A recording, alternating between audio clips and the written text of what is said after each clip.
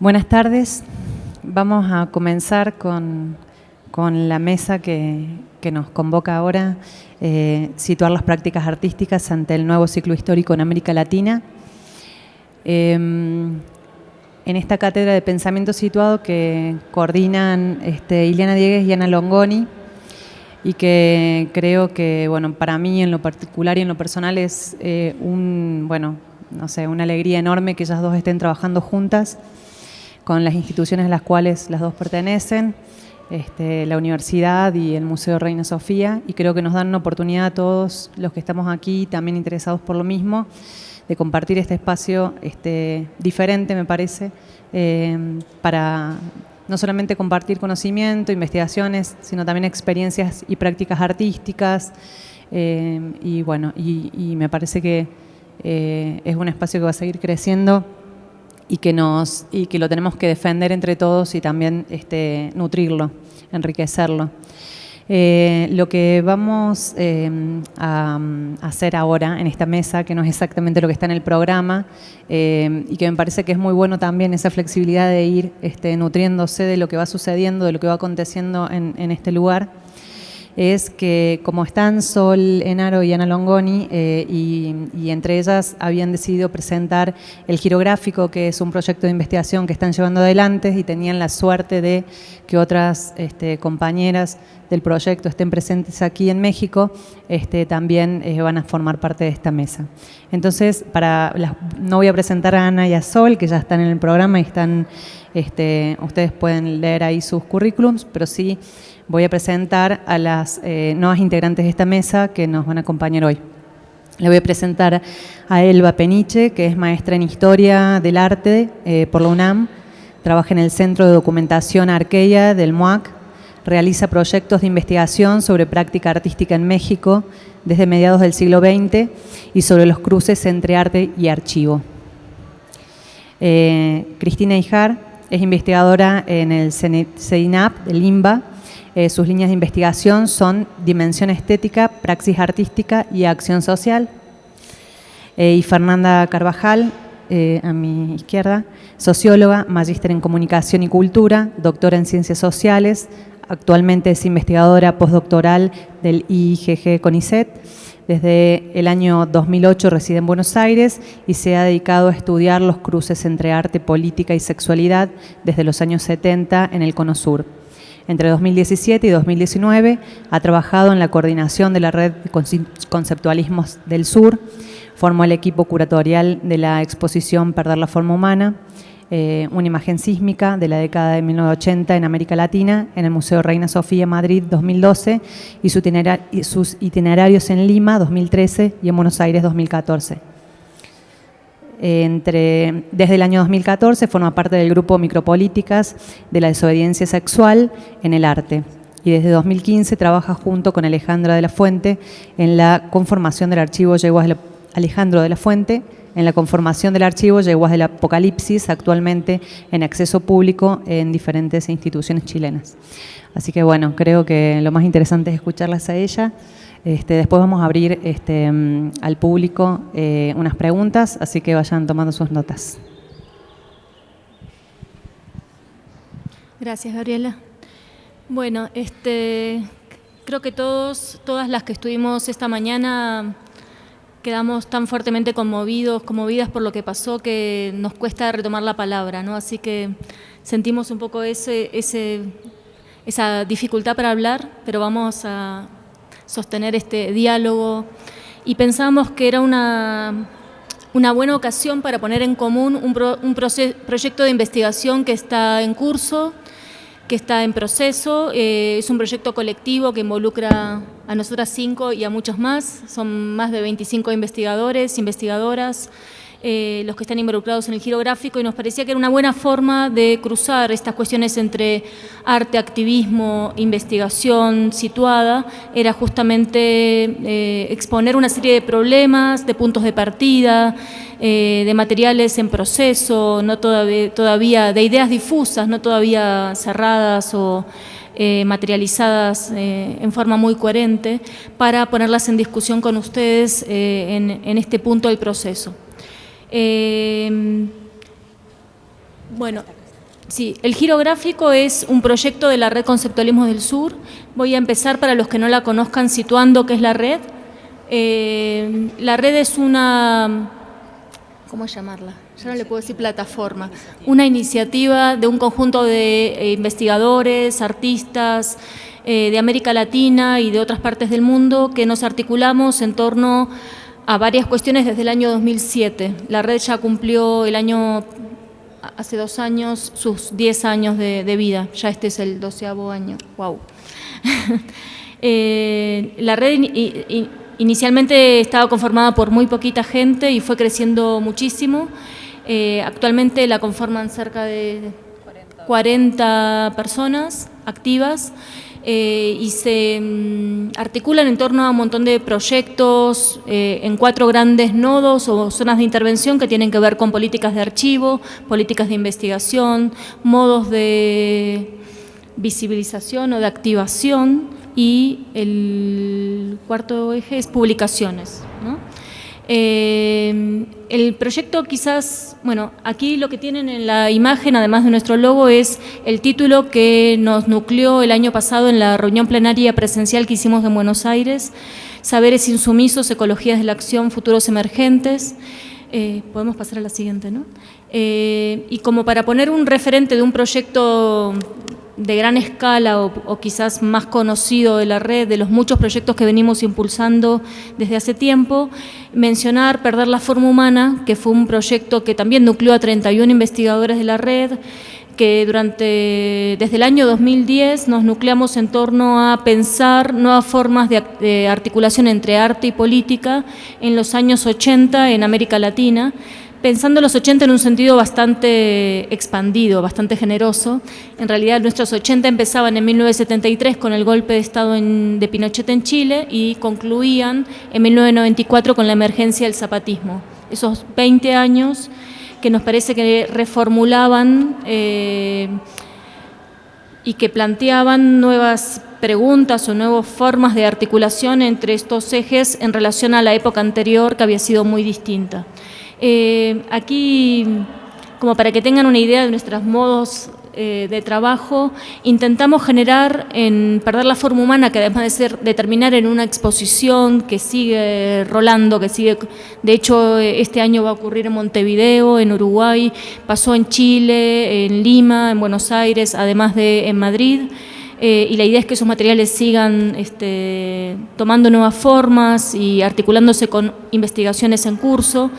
Algo muy importante es que la publicación que acompañó esta exposición no se concibe de ninguna manera como un catálogo, sino más bien como una caja de herramientas de conceptos claves que muchas veces emanan de las propias prácticas, de las propias experiencias, de los modos en que esos sujetos colectivos se enunciaron a sí mismos, se pensaron a sí mismos, y que nos permitían hilar, articular experiencias en apariencia muy distantes, disímiles, geopolíticamente o hablando, o incluso epocalmente, ¿no?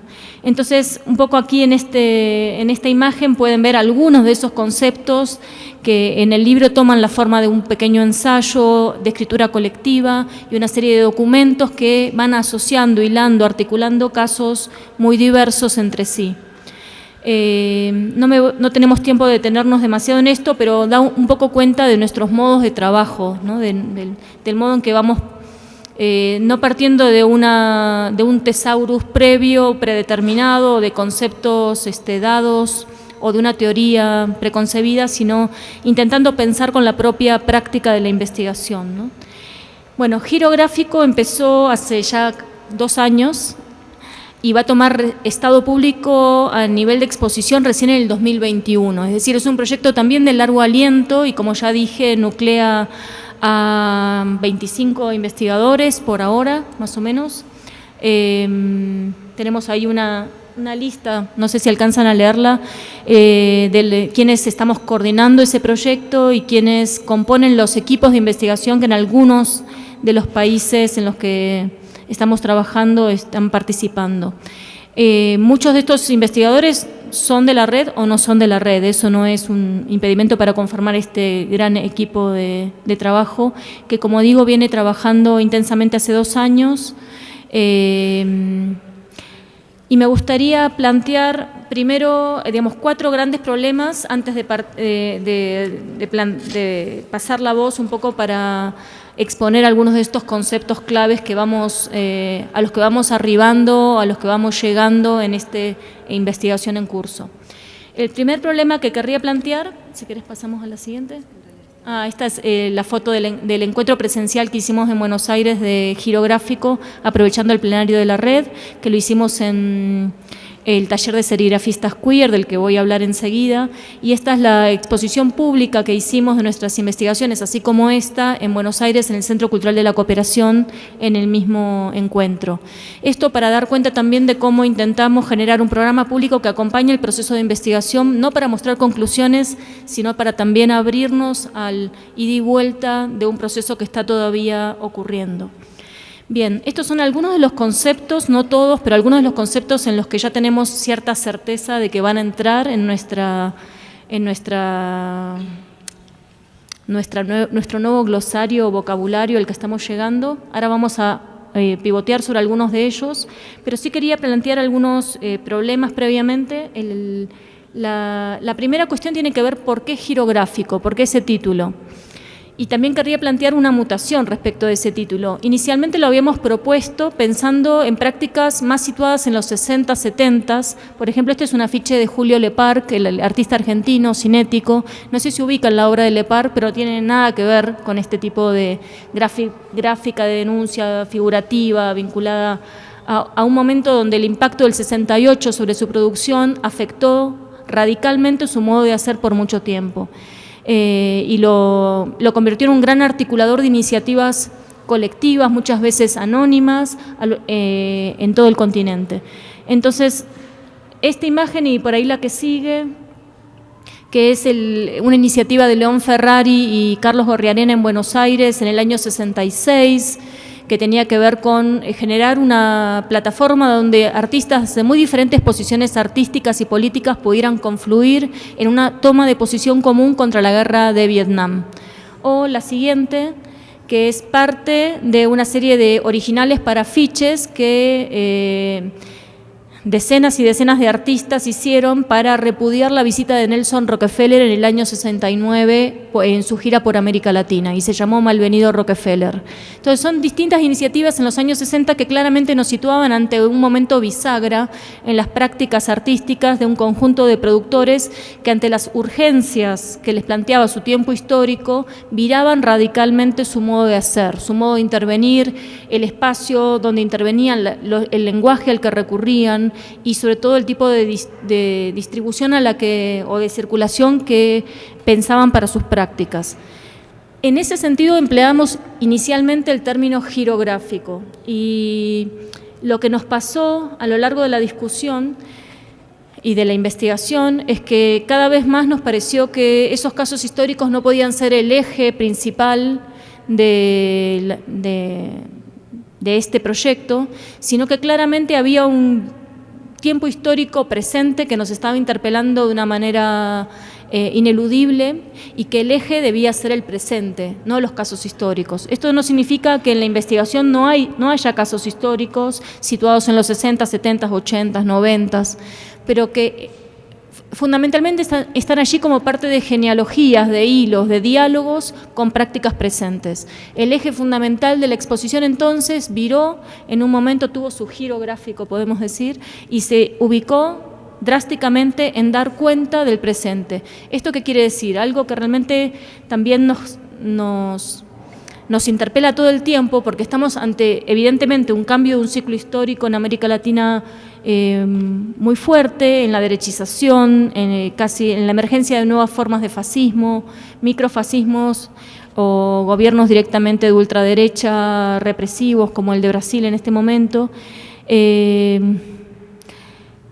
Y ese presente a la vez es un presente que está cambiando vertiginosamente. Entonces nos parecía que cuando hablamos del presente en una investigación de este tipo, que como digo tiene un largo plazo, tiene 4 años de duración, ¿de qué presente estamos hablando?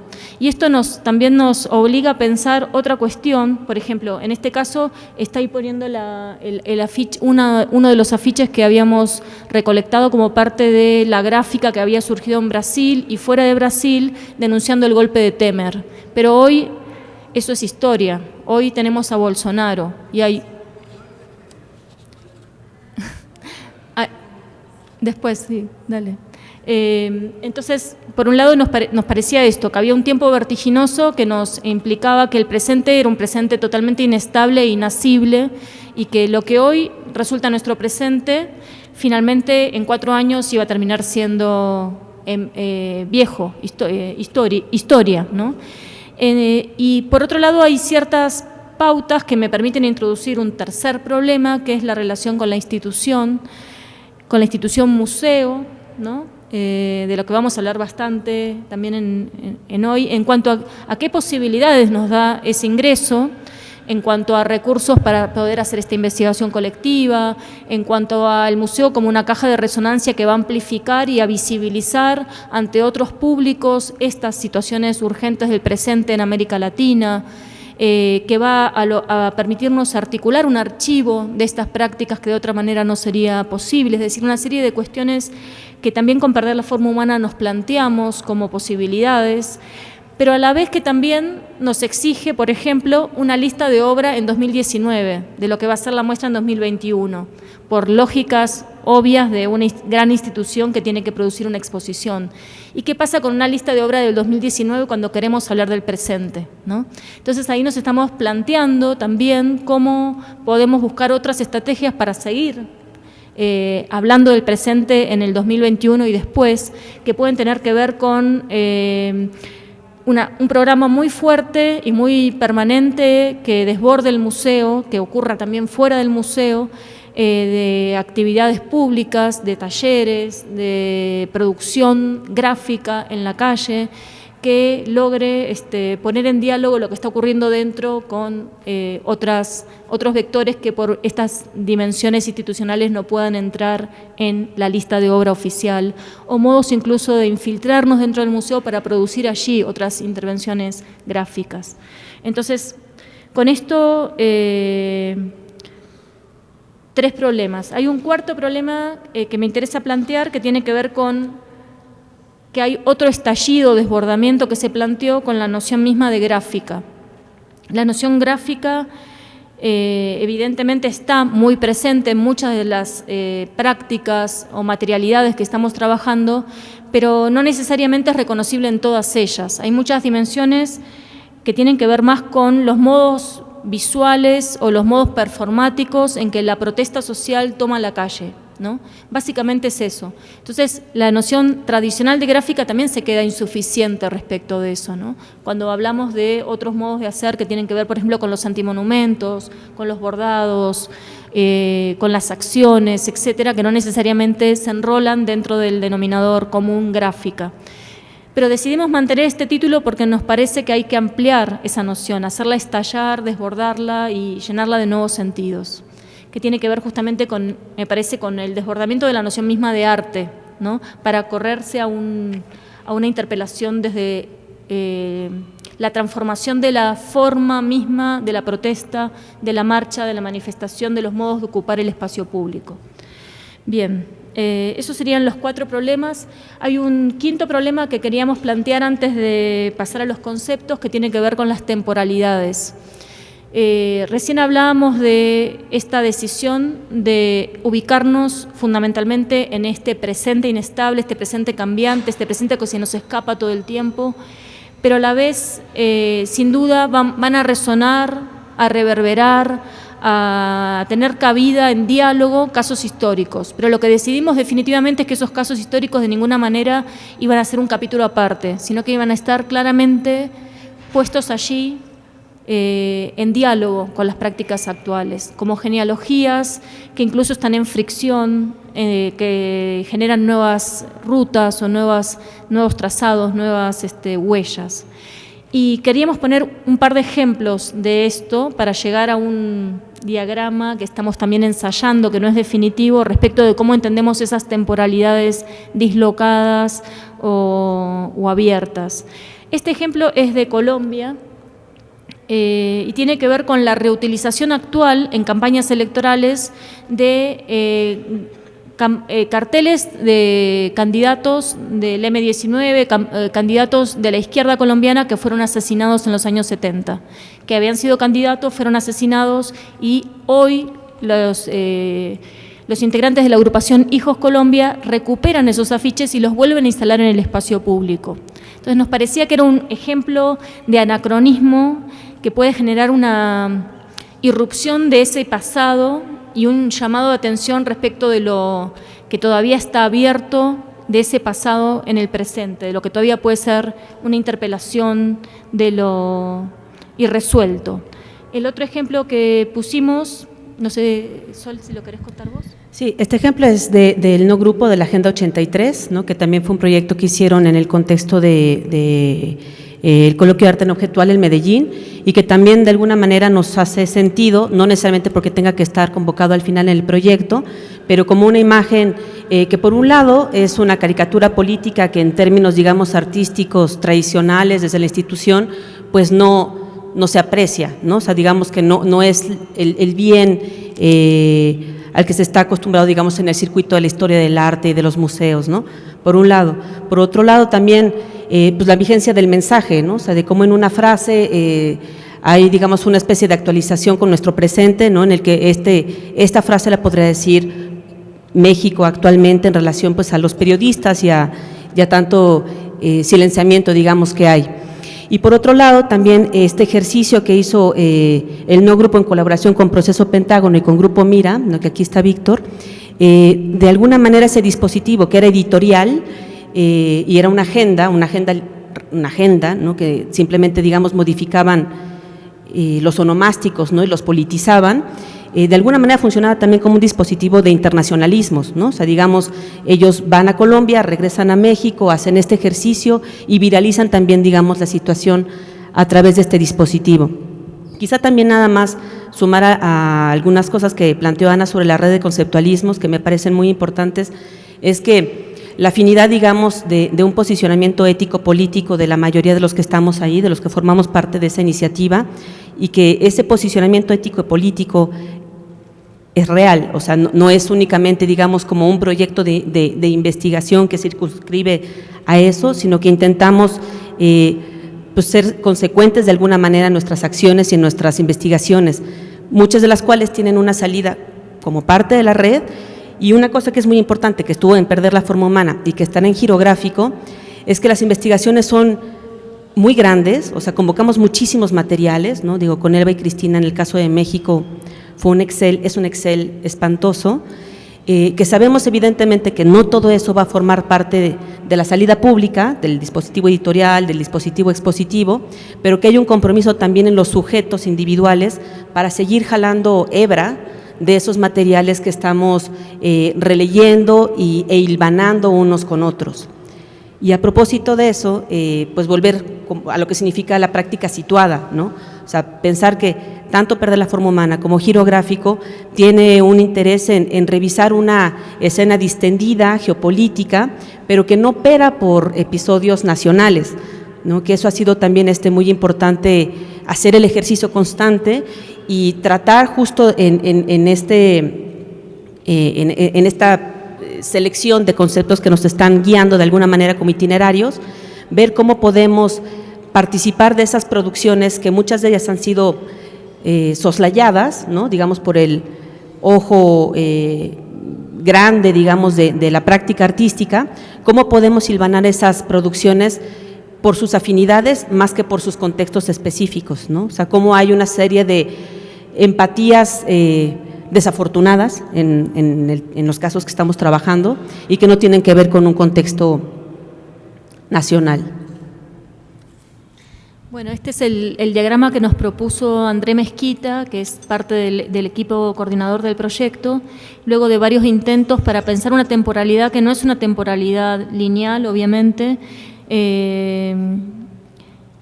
donde empezamos a trabajar con la idea de los círculos que se cruzan, que se entrecruzan, con el espiral, y finalmente llegamos al Quetzalcóatl, ¿no? Como forma de articular una temporalidad que, como digo, es entremezclada, donde el tiempo, digamos, las experiencias del pasado nutren experiencias del presente, a veces incluso desde su silencio, su invisibilidad, pero también nos permiten imaginar otros futuros posibles, ¿no? En esa temporalidad dislocada, llena de anacronismos y de vueltas, es que estamos trabajando, porque de ninguna manera la muestra va a tener un capítulo histórico y el presente, sino que va a estar todo entremezclado. Sí. Solamente para también sumar un par de cosas, para quienes conocían el proyecto de Perder la Forma Humana, recordarán que había un mapa, no que era un mapa, digamos, mucho más digamos, tradicional en su diseño, pero lo que intentaba era justamente como empezar a conectar como todos esos casos a través de años, ¿no? O sea, como una serie de reverberaciones más que de contextos otra vez nacionales. Decir que este diagrama es el tercero de posiblemente otros que vendrán, ¿no? Pero es estar ensayando cómo podemos visualizar, ¿no? O cómo podemos organizarnos medianamente. Bueno, pasamos al primer concepto que vamos a expandir un poco más de estos muchos conceptos. Y como ya les dijimos, no se trata de todo el material que va a entrar, sino que hicimos énfasis sobre todo en México, para que haya más resonancia, ida y vuelta, respecto a algunos materiales que están en proceso, que tampoco sabemos si van a ser definitivos, y poniéndolos en sintonía o en diálogo con algunas prácticas de otros contextos. Pasafronteras, le paso la palabra a Fer, es un concepto acuñado por un grupo de migrantes bolivianas, de mujeres bolivianas que viven en la periferia, en el Gran Buenos Aires, y que tienen un taller de producción gráfica. Bueno. Sí, que tienen eso, un taller de producción gráfica que se llama La Voz de la Mujer, que es uno de los casos también que nos plantean, otro quizá de los desafíos de la exposición, que es que vamos a trabajar con colectivos que se autoidentifican desde el mundo del arte y con colectivos que se autoperciben más bien desde las militancias. En este caso es un colectivo donde las personas que producen la gráfica no se conciben a sí mismas como artistas, digamos, sino que son militantes de un movimiento social, que es un movimiento social piquetero, que forma parte del movimiento piquetero argentino, de tendencia libertaria y también donde tiene una fuerte presencia el feminismo comunitario. Y un poco el concepto surgió ahí de prácticas que ellas mismas empezaron a hacer de hecho con módulos móviles que iban conformando diferentes imágenes. Y que ha sido una experiencia muy interesante porque además el taller de gráfica, que es una cooperativa de trabajo al interior de ese movimiento, ha permitido que esas, digamos, productoras que a la vez son militantes puedan expresar cosas a través de la imagen que a veces a través de las consignas no ha sido tan fácil de expresar, y que tiene que ver también con que son mujeres quechohablantes la mayoría. Entonces, de alguna manera, ese concepto que apareció ahí se fue cargando de diferentes significados, se va a ir cargando también de otros significados con otras piezas, porque tampoco es la idea que, digamos, que solo nombre estas piezas gráficas, pero un poco tenía que ver con esta idea de habitar en la frontera y de qué imágenes y qué palabras surgen de ese habitar en la frontera entre diferentes lenguas y cómo atravesar sí, digamos, espacios que muchas veces se ven como delimitados de manera, o sea, que no se cruzan, digamos, ¿no? Como, por ejemplo, no sé, el movimiento piquetero y el mundo del arte, ¿no? Entonces tiene que ver un poco con ese tipo de cruces. A mí me gusta también explicarlo mucho con la idea de que en el trabajo que hemos ido realizando con las compañeras, por ejemplo, aparece mucho la idea de los sueños, y como en los sueños siempre aparece Bolivia, porque la mayoría vienen de localidades rurales, y en ese sentido un habitar en diferentes lugares y la necesidad de estar permanentemente traficando y mezclando códigos como una manera de sobrevivencia y de resistencia también, ¿no? Entonces con eso un poco tiene que ver el concepto. Acá hay algunas imágenes que tienen que ver sobre todo con la producción gráfica, que tiene que ver con calendarios de este movimiento social, pero que también Si quieres pasemos a la otra sola. Este, por ejemplo, es un afiche que es bordado también, que eso es algo que vamos a hablar en un ratito, que tiene que ver más con las gráficas demoradas, pero que fue una imagen que surgió a propósito del fallecimiento de una compañera militante travesti del movimiento, producto del VIH. Y bueno, nada, son como, hay diferentes tipos de producciones y también algunas acciones performativas como esta, que bueno, que también tiene que ver con acciones de solidaridad internacional, porque esta es una acción que surge por la muerte de las... No, esta es por la de las 46 niñas que murieron en un incendio en Guatemala. No sé si recuerdan ese caso. Y esto se hizo enfrente de la Embajada de Guatemala. Entonces, bueno, como que un poco el concepto, digamos, nació de aquí, pero la idea es poder irlo también elaborando colectivamente y a la vez, bueno, irlo pudiendo hacer funcionar como un articulador de diferentes experiencias, ¿no? Y dentro de este mismo concepto también por ahora estamos incluyendo estas gráficas que, bueno, yo personalmente les tengo mucho cariño, las hizo un artista chileno que se llama César Valencia, que vive en Argentina y que es un trabajo que puede inscribirse en Pasafronteras y también en la idea de gráfica urgente, que es otro de los conceptos que estamos manejando y que se expresa muy bien en las condiciones de producción, porque son gráficas son silografías sobre servilletas que el artista recoge o recupera de los restaurantes porteños que ocupan unas servilletas que son así en ese formato, digamos, y que permiten ser usadas como papel. Y que, bueno, por lo tanto, o sea, es como una gráfica muy barata y que está como un modo de canalizar la rabia y el descontento y la impotencia de un lado y del otro de la cordillera. Y también han sido un modo de intervenir en algunas circunstancias concretas. Por ejemplo, en una actividad que se hizo sobre el 11 de septiembre en Chile, en Buenos Aires, en una asamblea sobre activismos antirrepresivos LGTB, donde él va y interviene con esa gráfica y la reparte, por ejemplo, ¿no? Entonces yo decía, una de las posibles maneras de leerlo también era como una especie de brigada Chacón sin partido, y que se sale del muro y gira, digamos, ¿no? y se reparte. También circula en internet y bueno, pero tiene que ver con esta idea de una gráfica que circula entre dos países y donde algunas consignas como esta, que fue la consigna por la despenalización del aborto en Chile, que funcionaba también muy bien en Argentina, incluso generó distancia en Argentina, porque en esa oposición entre lo legal y lo libre, ¿no? O sea, como aborto legal, claro. Entonces, bueno, es ese tipo de cuestiones, ¿no? Eso.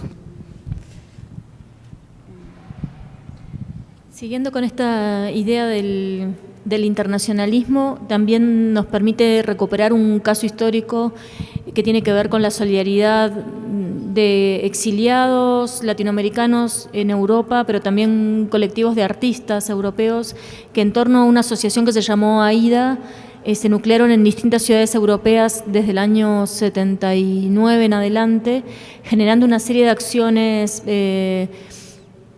performáticas, callejeras, manifestaciones. Por ejemplo, podemos pasar las fotos siguientes, en este caso produciendo banderolas de pintura hechas como pancartas que se llevaban en la calle en una acción. No sé si alguno recuerda la película de Solanas, El exilio de Gardel, ahí aparece filmada esta manifestación, o esta otra acción que está después, que se llamó 100 artistas argentinos desaparecidos, usando máscaras blancas de las que se venían usando en Europa para denunciar la bomba de Hiroshima, y que luego en América Latina se resignificaron muy fuertemente, sobre todo en Chile y en Argentina, en el movimiento de derechos humanos para denunciar la desaparición de personas. Esa migración de los sentidos y de los dispositivos, nos interesaba mucho pensarla a partir de este concepto de pasafronteras.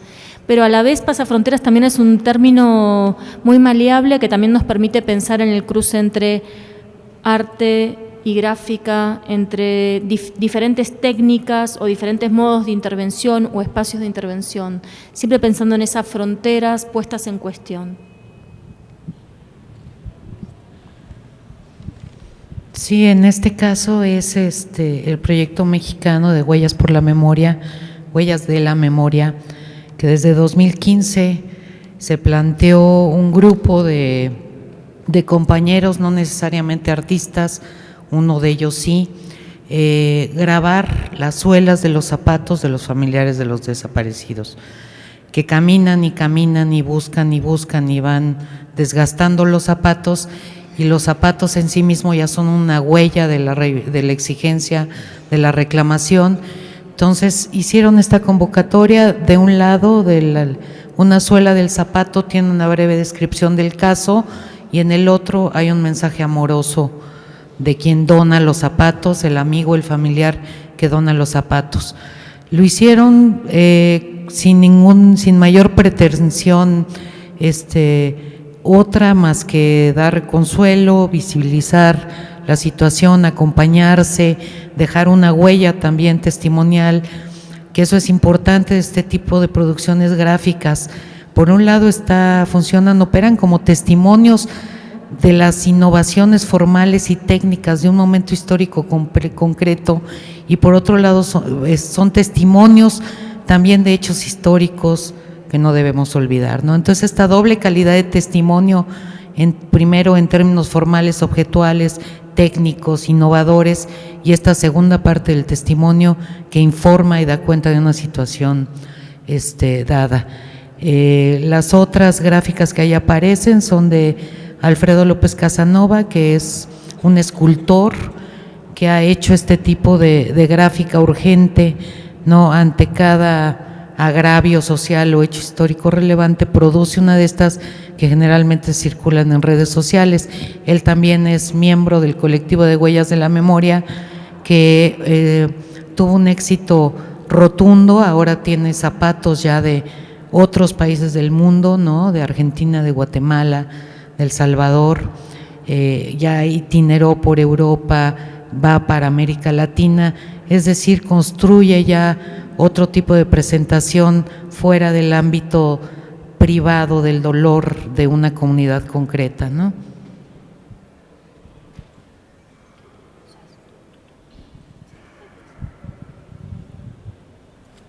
Bueno, el siguiente concepto que vamos a abordar tiene que ver con contracartografías. Lo propuso André Mezquita a partir de una investigación que viene haciendo hace tiempo, pensando en una serie de artistas, pero también de colectivos de activismo que trabajan con la construcción de cartografías alternativas a partir de investigaciones muy complejas, ¿no?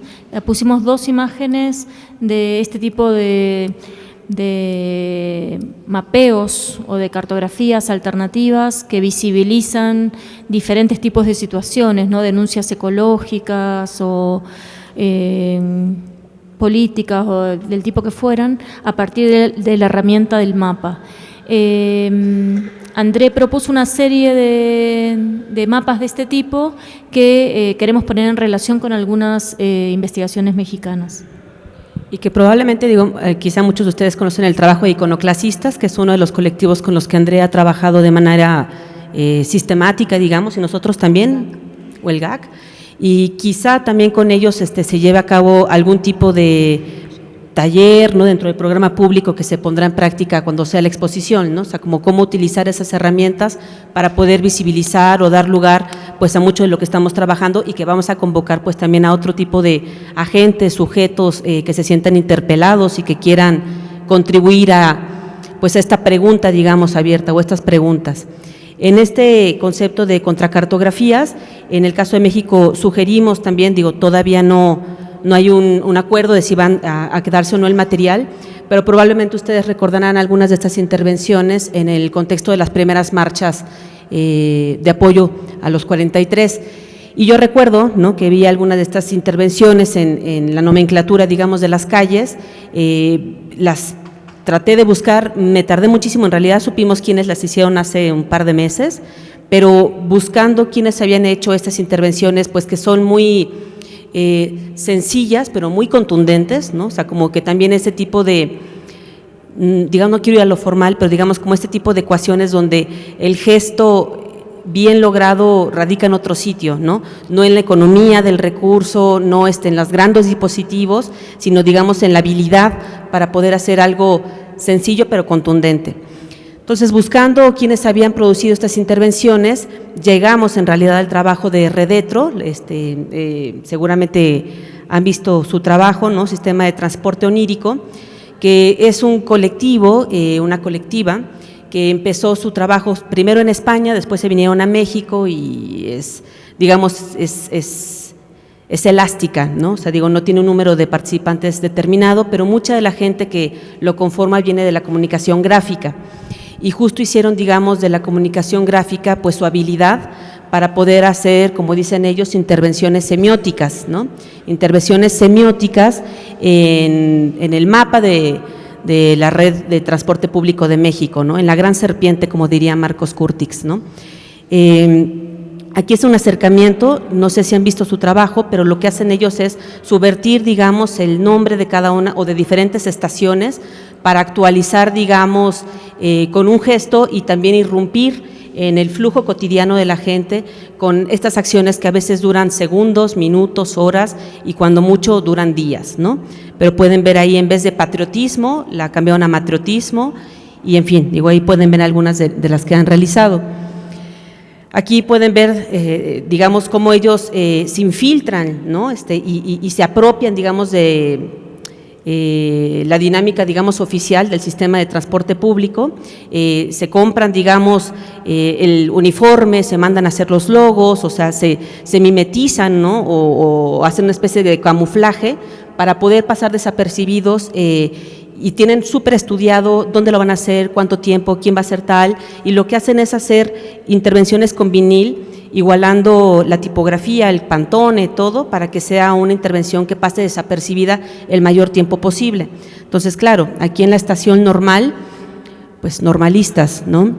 Entonces son este tipo de gestos, pues otra vez, entre comillas, muy simples, que cuando uno lo ve dice, claro, ¿por qué no se nos ocurrió?, ¿no? Y logran, digamos, como afectar la percepción o sembrar una pregunta en aquellos a los que a lo mejor les dice algo. Habrá mucha gente, como en todo, que no se siente interpelada, pero habrá algunos que de alguna manera se les quiebra su cotidianidad, ¿no?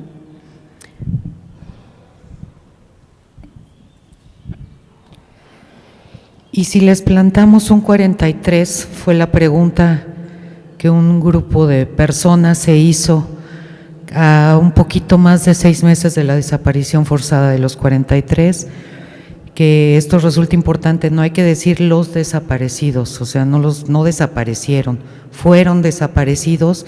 Entonces ahí hay una responsabilidad que hay que buscar y que es la que impulsa todas estas acciones. El 15 de, bueno, no voy a decir las fechas, la instalación de antimonumentos en la Ciudad de México nos ha parecido una de las acciones más importantes de los últimos tiempos, un aporte y una intervención urbana destacable que se ha realizado en esta ciudad desde abril de 2015 y hasta el 2 de octubre del año pasado. A la fecha hay 4 antimonumentos instalados dentro de esto que hemos calificado como una ruta de la memoria, el dedicado a los 43, que es más 43, para ser inclusivo a todos los desaparecidos y desaparecidas en México, el 49 ABC por la guardería ABC frente a las instalaciones del Instituto Mexicano del Seguro Social, el más 65 de los 65 mineros de pasta de conchos que siguen sepultados, y por último el dedicado al 68 en el Zócalo. En estas ruta de la memoria, en la avenida más importante de la Ciudad de México, en la avenida Reforma, que ha sido despojada de todo su sentido original, todos los monumentos y estatuas y glorietas que hay ahí, despojadas de su sentido original, de ser héroes de la Reforma liberal, héroes de la independencia, que construyen este relato histórico de bronce, de memoria embalsamada, como advirtiera Galeano. Se ubican estos otros señales de memoria, huellas de hechos históricos que fijan el acontecimiento histórico y generan un acontecimiento visual. En ellos todo cuenta, la instalación sorpresiva, esto que les decía Sol de lo que hace Red Retro en el metro, pues imagínense esto en cinco acciones realizadas en secreto, que toman por sorpresa en una marcha, que desvían el curso y que colectivamente se instalan. Quien haya tenido la oportunidad de atestiguar la instalación de uno de estos, pues es muy conmovedor, muy esperanzador. Cuenta el modo en que se instalan, los usos que se dan a los lugares de memoria que son fundados colectivamente, las apropiaciones a lo que esto da lugar en el cuidado amoroso de la gente, del ciudadano común, de los cualquiera, de los nadie, que van, siembran una flor, se ofrecen para las campañas de mantenimiento, las consignas precisas que acompañan cada uno de ellos para enfatizar el sentido del reclamo y de la alerta visual encendido. Y además, pues esto que exige una preparación y una seriedad absoluta en este tipo de acciones colectivas contenciosas, porque se oponen a un discurso hegemónico, se oponen a una verdad histórica, es esta coordinación para en el mismo momento lanzar la petición en change.org, lanzar una campaña de prensa, emitir un boletín, imprimir una postal, que ahí hay 2 muestras de las que se reparten en el momento. Entonces, todo esto que construye el espacio público, que es una ocupación del espacio urbano, ocupación con K, porque se destina para otros fines, genera otras relaciones sociales, da lugar a otros vínculos entre las personas. Es lo que construye, pues, esta ruta de la memoria, de estas memorias heridas que se abren camino en pellones por su construcción ante la falta de testimonios físicos, documentales, humanos, demás. Una memoria que está operante, que es viva, que es sin resistencia, que es memoria ejemplar, ¿no? Porque opera en el presente, pero sirve para echar una visión, dar una visión del pasado y proyectar el futuro. Y es una memoria por elección y por adscripción de una comunidad que cada vez va creciendo. Entonces, creo que esta ruta, este último antimonumento es el dedicado a David A. Miguel, que está justo del otro lado de la glorieta que está en Bucareli Reforma. Tiene la particularidad que fue instalado en febrero del 2018 por la familia de Daniel.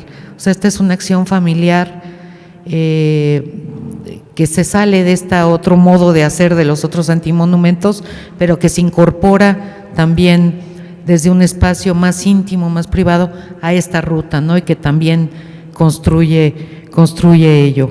Entonces, bueno, creo que esta ruta y este modo de hacer que insisto, en donde todo cuenta, es pues esta radicalización de la acción colectiva, esto de hacernos cargo entre todos y bueno, la rabia y el dolor vivido íntimamente y sin sentido, pues se queda en eso, ¿no? En nostalgia y en dolor. Pero cuando se junta, da lugar a estas acciones que creo que, bueno, están ahorita por primera vez ya como ruta de la memoria en la No Me Cansaré en el MOAC y esperamos poderlas incluir en otras acciones. Sobre eso nada más apuntar un par de cosas, o sea que nos los hemos preguntado en el caso de la ruta de antimonumentos, o sea sobre, digamos, cómo opera el espacio público en la Ciudad de México y cómo hay siempre una imposición, digamos, de la escultura pública, que ya sabemos, digamos, por quién está tomada, y digamos de este ejercicio colectivo anónimo, ¿no? Que se apropia de la ciudad y que exige otro tipo de presencia, digamos, ¿no? Eso me parece súper importante. Y nada más para matizar sobre la presencia de el monumento el antimonumento en la exposición de No Me Cansaré, que tiene que ver también con las preguntas que constantemente nos golpean sobre el adentro, el afuera, la institución, desde dónde operar, cómo perforar la institución o cómo arañar de alguna manera y plantear como otro tipo de preguntas.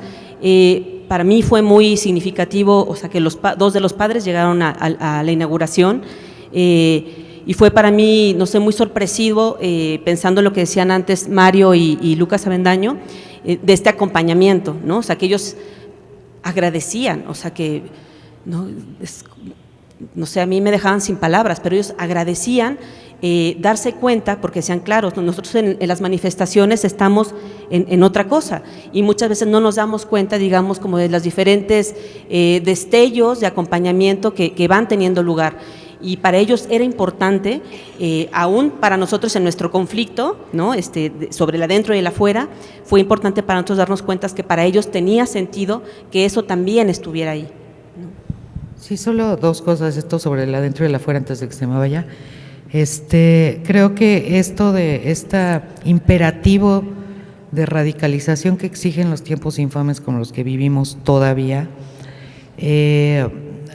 recordar, por ejemplo, en esto que hablaba Ana de las genealogías, pues por ejemplo en México una especie de consigna que en los grupos de los 70s y en el Frente Mexicano de Trabajadores de la Cultura, pues fue afectar todo el proceso, ¿no? Las condiciones de producción, las de circulación y las de valoración, que eso orienta este tipo de acciones que hoy tenemos. Y la otra sería la consigna de los jornaleros de San Quintín, todas las formas de lucha, lo cual incluye también ocupar espacios institucionales, ¿no? Bien, el siguiente concepto con el que estamos trabajando tiene que ver con, si se quiere, con la tensión o la dupla. Habitualmente cuando se piensa en gráfica, se piensa en gráfica urgente, gráfica de intervención inmediata, pero estamos pensando también, y es algo que discutimos el lunes en la primera jornada de este encuentro de pensamiento situado, en relación a lo demorado, a tiempos más largos de prácticas que tienen que ver, por ejemplo, con el bordado, ¿no? O con otros modos de hacer que no tienen que ver con la inmediatez de la producción ya. Primero voy a poner algunos ejemplos de esta gráfica urgente, en el caso argentino, que estamos trabajando junto con Guillermina Mongan, y que tienen que ver un poco con la acción que hizo Mariela Scafati ayer en el segundo día de nuestro encuentro, contando en este ponerse sobre su cuerpo las camisetas serigrafiadas que los sucesivos grupos en los que ella viene interviniendo desde el 2001 en adelante condensan una historia de las luchas sociales y del activismo en la Argentina, a partir del denominador común de el usar la serigrafía como una herramienta de calle, una herramienta callejera que se imprime sobre la prenda de los manifestantes. Eso es algo que se acuñó a partir del colectivo TPS, Taller Popular de Serigrafía, nacido en el 2002 en el marco de la Asamblea Popular del barrio de San Telmo, del cual era parte Mariela, junto con Magdalena Gitrique y con otros artistas que conformaron este colectivo, y que primero hacían serigrafía sobre papel para hacer la gráfica de la asamblea y que de una manera un poco casual encontraron esta modalidad que es totalmente definitoria de su modo de hacer de ahí en más, que tiene que ver con este vínculo entre el que se saca la ropa para dársela al que serigrafía y aquel que la toma y la marca.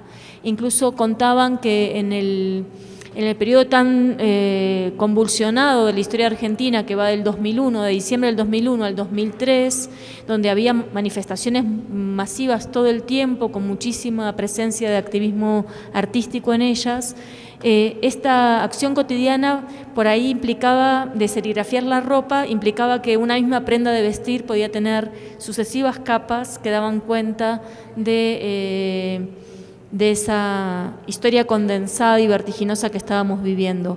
El TPS se disuelve, creo que en el año 2007, si no me equivoco. Sería largo introducir el tema acá, pero tuvo mucho que ver, por un lado, la desmovilización que empezó a ocurrir en la Argentina, pero también la fuerte presión que sobre estos colectivos ejerció el circuito artístico internacional para intentar catapultarlos a ciertas bienales, etcétera, etcétera, que de alguna manera situó su práctica en otro contexto totalmente distinto. Y Mariela pasó a conformar unos años más tarde otro colectivo que retomó esta práctica, que es un no grupo, jugando un poco con la denominación mexicana de no grupo. Ellos se definen así y se llama Serigrafistas Queer. Serigrafistas Queer se convoca inicialmente para las marchas del orgullo LGTB, y es un grupo asambleario o un no grupo asambleario que se conforma para esa situación, produce consignas colectivamente, se define qué consignas se van a serigrafiar y se produce en talleres montados en el contexto de la marcha, igual que hacía el TPS unos años antes.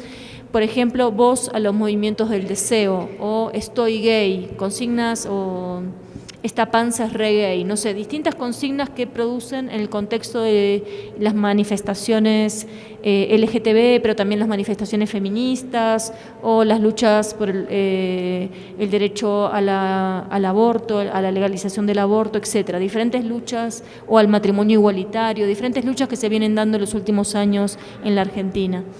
Y finalmente hay un tercer colectivo que ha surgido en los últimos 2 años, con mucha potencia también, que se llama Cromoactivismo, integrado por varias artistas, entre ellas Marina De Caro, Mariela Scafati, Guillermina Mongan, etcétera, que lo que hacen es trabajar con la dimensión política del color, es decir, no asignarle al color un sentido ya dado, sino salir a disputar esos sentidos. Por ejemplo, hace muy poco hicieron una intervención muy fuerte a partir de los dichos de la creo que es la ministra de Educación brasileña, que salió a decir que las mujeres tenían que vestirse de rosa y los varones de celeste, y a partir de esa asignación tradicional de ciertos colores a los géneros binarios, ellas salieron a hacer una discusión muy fuerte disputando otras formas de entender el rosa o el celeste. Por ejemplo, fue una intervención de las primeras que hicieron en el contexto de una marcha del 8 de marzo, si no me equivoco, ¿no? Discutiendo también las asociaciones que habitualmente se hacen con el color rosa, pero también discuten el color marrón, el color gris, el blanco, etcétera, etcétera. Es la politización del color. Aquí pusimos, simplemente para traerlo a colación, algunas de las gráficas del movimiento estudiantil chileno que están trabajando Javier Amanzi y Nicola Cristi como parte de este proyecto, y que además nos parecía que resonaba mucho a alguien muy querido dentro de la red, que es Juan Carlos Romero, y la campaña que hizo hace unos años, que quizás algunos de ustedes conocerán porque tuvo resonancias muy fuertes en México, a partir de la consigna "Todos somos negros", que recuperaba una frase de la Constitución haitiana de 1807 y salía a discutir las versiones hegemónicas de los bicentenarios de la independencia de América a partir de la recuperación de esta enunciación de la cuestión de la negritud como una dimensión no racial, sino cultural y política. La Constitución haitiana decía algo así como: desde hoy todos los ciudadanos haitianos serán considerados negros, esto incluye a las mujeres, a los polacos y a los alemanes, y solamente deja fuera a quienes sean propietarios de esclavos o lo hayan sido, ¿sí? Es decir, convertir la dimensión de lo negro en una categoría política. Esta es otra de las gráficas del movimiento estudiantil chileno, que también resonó en las discusiones que tuvimos estos días. No es violencia de género, el género es violento. Ayer circuló en la mesa que coordinó Julia, y me parecía que estaba bueno también generar esos vasos comunicantes. Bien, vamos a pasar a gráfica de morada. Y bueno, otro ejemplo mexicano de este concepto de gráfica de morada del que hablaba Ana, es el proyecto de Fuentes Rojas, ¿no? Lo interesante, un poco también completando lo que nos explicaba Ana, es esta contraposición entre lo urgente y lo demorado, ¿no? Frente a estrategias como las de Red Retro o la red de antimonumentos, ¿no? Que están caracterizadas por acciones inmediatas movidas por la urgencia en el espacio público. Queremos también convocar otras iniciativas que tienen que ver con temporalidades de producción y de circulación demoradas, ¿no? Que implican otros ritmos de producción, otros ritmos de circulación, y que sin duda generan iniciativas y activistas también que tienen otra naturaleza muy distinta. En el caso de Fuentes Rojas, que fue un colectivo surgido en el 2011, y que tuvo su nombre inicialmente a partir de una iniciativa que consistía en pintar de rojo el agua de las fuentes de los parques públicos, un poco para hacer referencia a la sangre que se estaba derramando en la guerra contra el narcotráfico. Es un colectivo que ha ido creciendo y que va más allá, digamos, de un grupo artístico, ¿no? Hay activistas ahí también, y ha crecido también hacia otros puntos de América Latina. Y este proyecto en particular, que se llama Bordando por la Paz y la Memoria, una víctima, un pañuelo, justamente convoca a momentos colectivos. Estas iniciativas son colectivas, son replicables, digamos, llaman a un momento de participación comunitaria en la que la gente se reúne a abordar, ¿no? Y cada uno de estos pañuelos blancos corresponde a una víctima, ya sea de asesinato. En este caso las historias se cuentan con un hilo de color rojo, o de desaparición, ¿no? Que en este caso son con color verde. Y lo interesante del proyecto, ¿no? es que convoca este momento de introspección, este tiempo detenido en el que la comunidad se junta, comparte experiencias, platica, y se generan actos visuales también de otra naturaleza, ¿no? Que tiene que ver también con esto que comentaba Ana, con ir un poco más allá de una idea tradicional de la gráfica, ¿no? Generar también visualidades y interpelar, digamos, el espacio público de otras maneras. Algo muy interesante también del proyecto de Bordando por la Paz y la Memoria es que implica también un modo de montaje, ¿no? El tendedero que se coloca, en el que se colocan estos pañuelos, está formado como en una especie de red de ajedrez que intercala un pañuelo y un vacío, ¿no? Ese vacío representa esa ausencia de esa víctima en la sociedad, y juega con esta presencia y ausencia a partir de la memoria que convoca el bordado, el llamado, ¿no? Lo que se escribe mediante el bordado en el pañuelo. Y además también remite a la red, ¿no? Esta idea de la construcción colectiva, de un memorial que permanece en el espacio y que circula en el espacio y que se genera de manera colectiva, ¿no? Entonces es un buen ejemplo que pensamos para representar este concepto de la gráfica de morada. Y también nada más sumar una cosa, que justo también para volver al conflicto del adentro, del afuera, la institución, si sí o si no, que también es una discusión, digamos, añeja y que sigue golpeteándonos o golpeando, contarles que, por ejemplo, en el caso de bordados con fuentes rojas, ya en algún momento les habrían abierto el coche y les habían robado un gran costal con muchísimos bordados. Habían tenido también ya algunas tensiones en la aduana sobre qué era esto de material y en fin, digamos que estaban volviendo un poco sospechoso su quehacer, ¿no? Su quehacer anónimo colectivo y sostenido, ¿no? Porque es una práctica que lleva mucho tiempo. Y en algún momento, o sea, para convocar la idea de utilizar políticamente nuestros espacios de acción, desde el MUAC les lanzamos la propuesta, el guiño, de que dejaran en donación una parte de los bordados en el museo, sabiendo todo lo que conlleva. Digamos, sabemos que no está pensada, digamos, dentro del sistema artístico tradicional como mercancía, ni mucho menos, pero pensamos que era una operación también para poder salvaguardar esta memoria que nos corresponde a todos, ¿no? Entonces fueron conversaciones, varias conversaciones muy respetuosas, como para tratar de transmitirles a ellas que era una operación estratégica, no una operación, digamos, de neutralización, como también se puede leer, ¿no? Al final ellas accedieron porque entendieron que era una manera de preservar una parte para fines de memoria. Entró a la colección artística, ¿no? En ese momento no había una colección de visualidades y movilización social desde el Centro de Documentación Arqueya, pero siempre lo entendimos ambas partes y el museo y todos como una operación de resguardo, ¿no? Sí, y otro ejemplo también de bordados es este caso de Gabriela, una chica muy joven que recuperó motivos de la gráfica, digamos, histórica mexicana, la gráfica del 68, y dislocando un poco su función o su circulación ordinaria, las convirtió en bordados, ¿no? Entonces agarró la clásica paloma del 68, esta otra escena callejera, ¿no?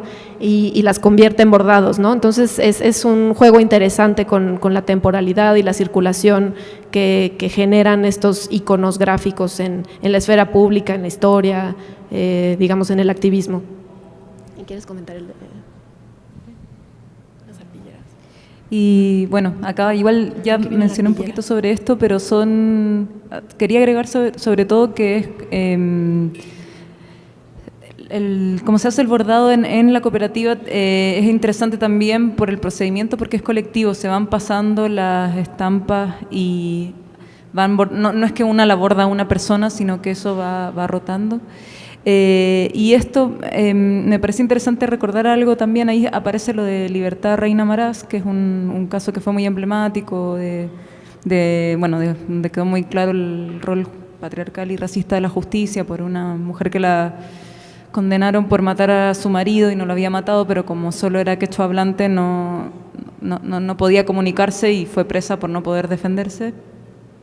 Y es una imagen que reiteradamente aparece acá y que tiene que ver con los calendarios, que era también otra forma de pensar la gráfica de Morada, porque son calendarios que van año a año y tienen una cosa un poco circular, ¿no? De ir cada mes, cada imagen de cada mes tiene que ver con lo que ritualmente las marchas que hay, una marcha emblemática de cada mes, por ejemplo, ¿no? Entonces son luchas que se van sosteniendo en el tiempo, ¿no? Y que tienen esta temporalidad cíclica y que también tienen que ver con esta idea de la gráfica de Morada y de ir como en el espiral un poco, pasando por el mismo lugar de diferente manera, porque el calendario, claro, son quizás los mismos eventos, pero se van cargando de otras imágenes, no sé, en el caso de Reina, después a Reina la liberaron, el propio movimiento colaboró en esa liberación, Reina se sumó a la cooperativa, o sea, entonces es como bonito ver también cómo eso va también dejando huella de un proceso colectivo, por ejemplo, ¿no?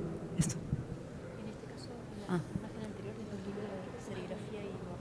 Sí. Y generalmente el bordado es una combinación de serigrafía y bordado. Se borda sobre la serigrafía.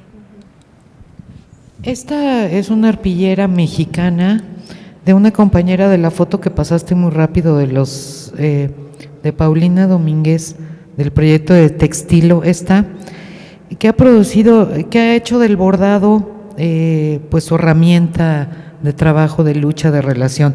Por ejemplo, estos son 52 bordados dedicados a Ayotzinapa. Son uno por cada normalista muerto o desaparecido, más unos generales que se hizo. Pero ahí lo importante es que se hizo en la asamblea, en el plantón de la Asamblea de Pueblos y Pedregales de Santo Domingo, Coyoacán, en el plantón que sostienen en Aztecas 215 en la defensa del manantial, de esta gentrificación y ecocidio que están llevando a cabo por intentar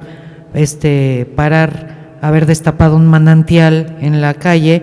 Tienen el plantón afuera y en esa dinámica se realizaron todos estos bordados que ahora son patrimonio de la Asamblea de Pedregales en solidaridad con Ayotzinapa. Y ella misma está desarrollando esta otra arpillera que tiene que ver con lo que se mencionaba al principio, pues de estos vínculos que se establecen. Las arpilleras originalmente son chilenas, pero bueno, ahora se está haciendo también reproduciendo lo acontecido en Ayotzinapa. Y bueno, pues los bordados zapatistas que todos conocemos, de cómo el movimiento zapatista dio lugar a una explosión creativa y una generación de posibilidades expresivas en sus comunidades, y bueno, serían unos como de los pioneros bordados mexicanos.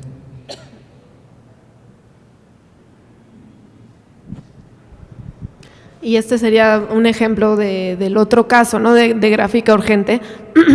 Es un mural más o menos de 2 metros por 3 que se generó en la Casa del Hijo del Aguizote, digamos para colocarse de manera muy veloz en el espacio público. Está conformado por 24 o algo así cuadros y viene junto con un manual de operación en el que se dan las instrucciones, ¿no? Para colocar este gran mural donde están las caras de todos los 43 desaparecidos, y la estrategia, digamos, de este paquete gráfico es llegar al espacio público y colocar con engrudo que se puede generar de manera muy fácil en casa.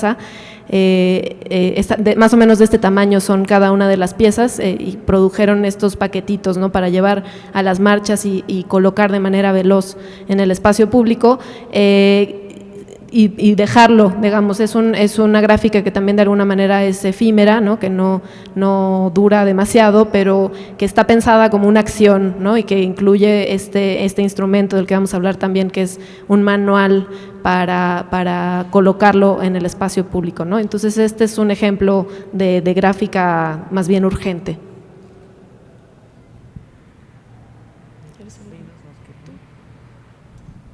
Bueno, esto es parte de la campaña Vivas Nos Queremos, que fue lanzada por un colectivo de mujeres en México, que ya tiene también su réplica o su, no sé cómo decirlo, en Argentina, ¿no? En Buenos Aires. También se ha generado la editorial El Colectivo, ligada al Frente Popular de Río Santillán, ya hizo la edición de las gráficas que se produjeron contra la violencia de género, contra los feminicidios. Estas forman parte de la primera serie realizada en México por este grupo de compañeras en esta campaña pues vigente, urgente y necesaria más. Y bueno, quizá algunos de ustedes conozcan la producción del Gran Nom o Marín Sousa, que también participa, digamos, en otros contextos, genera estos cómics, estos carteles para distintos contextos. Él, digamos, tiene un fuerte vínculo con el zapatismo, estuvo en la otra caravana, estuvo en varias de las escuelitas y algo interesante de la producción del Gran Nom es que recupera, digamos, una calidad del grabado de otro momento, ¿no? Grabado más tradicional o al linóleo y lo transfiere, digamos, a esquemas digitales, ¿no? Y genera esta gráfica que remite a otras formas anteriores de gráfica, pero mediante lo digital, ¿no? Lo cual le permite otros esquemas de circulación y de politización diferente, ¿no? Y en este caso ha generado también con una ética muy zapatista de generar vínculos y alianzas con diversos activistas y grupos, carteles vinculados, por ejemplo, con los aniversarios de la desaparición de los estudiantes, etcétera, ¿no? Quizá conozcan un poco de su trabajo. Y una cosita que es muy importante, que él opera realmente por coyuntura, ¿no? O sea, él no va e impone, digamos, ofrece su cartel, sino más bien las iniciativas ya conocen su trabajo y ellos se acercan para que él pueda resolver, digamos, algún tipo de visualidad sobre algún tipo de denuncia. Que esto nos hace, al menos a mí me hace recordar, por ejemplo, la práctica de Germinal, cuando Nicaragua también, que ellos se van a Nicaragua a dar talleres de producción de gráfica monumental, ¿no? de mantas, para poder de alguna manera poner su práctica al servicio de las movilizaciones en ese momento. Bien, otro concepto que vamos a presentar muy brevemente tiene que ver con lo secreto, porque habitualmente también se asocia la gráfica a lo público, a la intervención pública, pero nos interesaban modos de gráfica que se mantienen quizás replegados en espacios privados, íntimos o en circulaciones muy restringidas por las propias condiciones.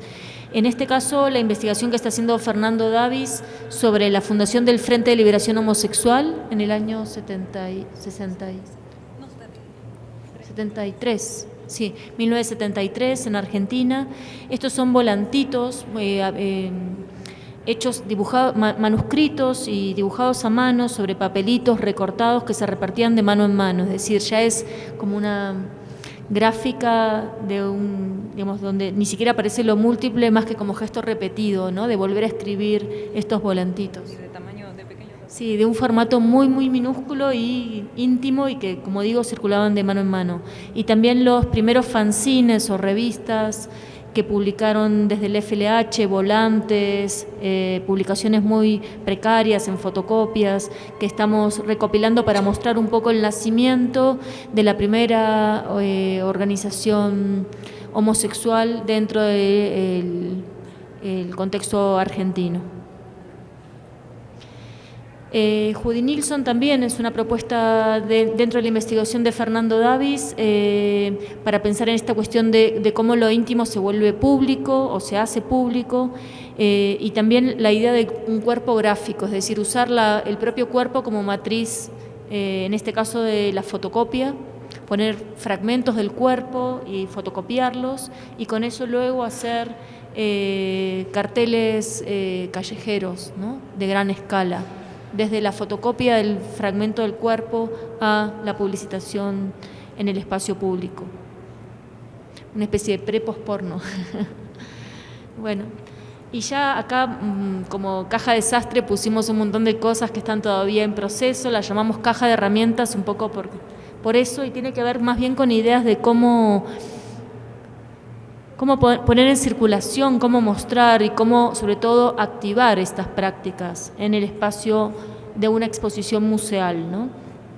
Una de las primeras cuestiones que se nos ocurren es de ninguna manera mostrar las gráficas como obras, sino más bien mostrar las gráficas como resultado o como parte de un proceso que tiene que ver con modos de acción. Entonces, nos interesa mucho reponer en todos los casos esos modos de hacerlos de alguna manera, socializar las técnicas. Entonces, mostrar, por ejemplo, los schablones, montar una mesa de serigrafía o poner las matrices, socializar la técnica, ¿no? O, como decían antes, las instrucciones de uso, ¿no? Para esos dispositivos gráficos. Sí, la idea del manual, ¿no? O sea, de recuperar algunos manuales que han circulado en otros contextos, en los 70, en los 80, convocarlos y también pensarlos como un dispositivo que quizá haya que activar en función de las producciones que estamos trabajando desde el presente, ¿no? Y aquí hay algunos ejemplos. Este es el manual, ¿no? Para el fotomural del hijo del aguizote, para aprender a hacer engrudo y en fin. Y acá, esto que está acá, digo, ya nada más para ir hacia el cierre, ya más bien abrirlo a la conversación, es una especie de colofón, o sea, pensando otra vez en la articulación del adentro, el afuera, la institución, cómo operamos, desde dónde operamos. Quería aprovechar también para compartir un proyecto que está en permanente comunicación y afinidad con la Red de Conceptualismos del Sur, que es desde el Centro de Documentación Arqueya, dos colecciones que se están articulando, que están vivas, digamos, que fueron concebidas para que sean alimentadas colectivamente y de una manera, pues sí, ¿no? O sea, permanente, que tiene que ver también con un poco la pregunta de Ana, ¿no? O sea, cómo damos lugar al presente y cómo damos lugar, por ejemplo, en un museo, en una institución que tiene, digamos, sus protocolos y su administración también rígida en algunos casos, cómo podemos parasitar de alguna manera los acervos y generar colecciones documentales de algunas iniciativas que se nos están escapando permanentemente, ¿no? Entonces, una de ellas es Visualidades y VIH en México, que es un esfuerzo también para reunir como los diferentes residuos sobre la condición del VIH, que tuvo una eclosión muy fuerte en los años 80, 90, y pues que evidentemente no se ha ido y sigue vigente entre nosotros, y ver cómo podemos, así como en girográfico, convocar materiales, residuos, visualidades, que no necesariamente tienen que ver con el arte, pero también, ¿no? O sea, en este caso, bueno, Armando Cristeto con la serie que hizo en el 79 del condón, que de alguna manera estaba ya también apuntando la pandemia que estaba a punto de eclosionar en México en el 83, que fue el primer caso, ¿no? Entonces estamos tratando de convocar este tipo de producciones, en este caso son más, digamos, desde el arte, pero hay otro tipo de imaginería, de merografía, de carteles que han circulado, que nos parece que es importante que desde algún espacio, y sobre todo en institución pública y universitaria, pues haya un esfuerzo por resistir, digamos, el borramiento, ¿no? Que permanentemente nos aqueja.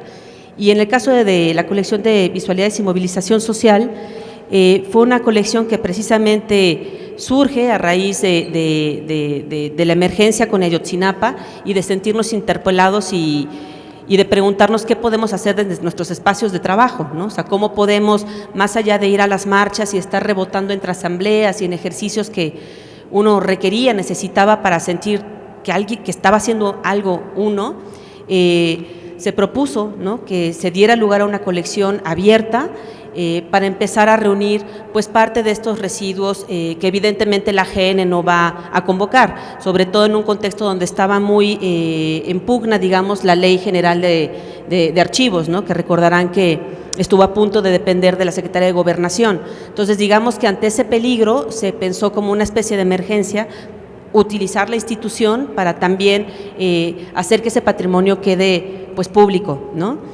Esto que de alguna manera también lo revisamos en el argumento para giro gráfico, son registros, por ejemplo, que hizo un artista, pero que no están concebidos como arte. Los hizo Eduardo Avaroa mientras iba caminando al Museo de Antropología al día siguiente de la segunda marcha, ¿no? Y recordarán que, bueno, en Reges Chapultepec hacen estas exhibiciones, había una exposición sobre arquitectura moderna en México y pasó el enjambre de la manifestación cuando todavía venían desde arriba, digamos, y digamos que el enjambre hizo este tipo de intervenciones anónimas sobre las fotografías. Eduardo traía su cámara porque iba a trabajar, hizo el registro fotográfico, lo guardó, al día siguiente que regresó al museo a seguir haciendo un proyecto, ya lo habían obviamente borrado, ¿no? La Comisión de Limpia Urbana. Entonces es el tipo de materiales que estamos tratando de recuperar y no es una pieza artística, o sea, digamos, él hizo el registro, pero no es una obra que circula en términos de mercancía de arte contemporáneo, ni mucho menos, ¿no? Y materiales como estos que ayudan, digamos, para recordar esto que se ha estado hablando en giro gráfico, que es cómo tratar de reponer o de comunicar a las personas a las que les vamos a presentar este proyecto, cómo circulaban estos materiales en el espacio público, ¿no? O sea, no neutralizarlos, no sacarlos de ese contexto y hacerlos asépticos, sino, o sea, intentar redimensionar el espacio para situarlos, ¿no? Tal cual. Bueno, los papalotes que seguramente han visto. ¿No? Quizá, digo, para cerrar esta parte y dar pie a una conversación y a preguntas y tal, queríamos convocar esta cita de Sueli Rolnik, que también estuvo desde el inicio de la Red de Conceptualismos del Sur, que nos hacía sentido, la acabamos de meter la diapositiva a raíz de la presentación anterior, ¿no? Aun si estas voces no son tan numerosas y su timbre es sutil y frágil, apenas audible bajo el estruendo arrogante de las voces dominantes, tienen el poder de impulsar infradesplazamientos en la cartografía planetaria de las fuerzas políticas, culturales y subjetivas, desplazamientos que, aunque son invisibles, no por ello son menos potentes. Muchas gracias.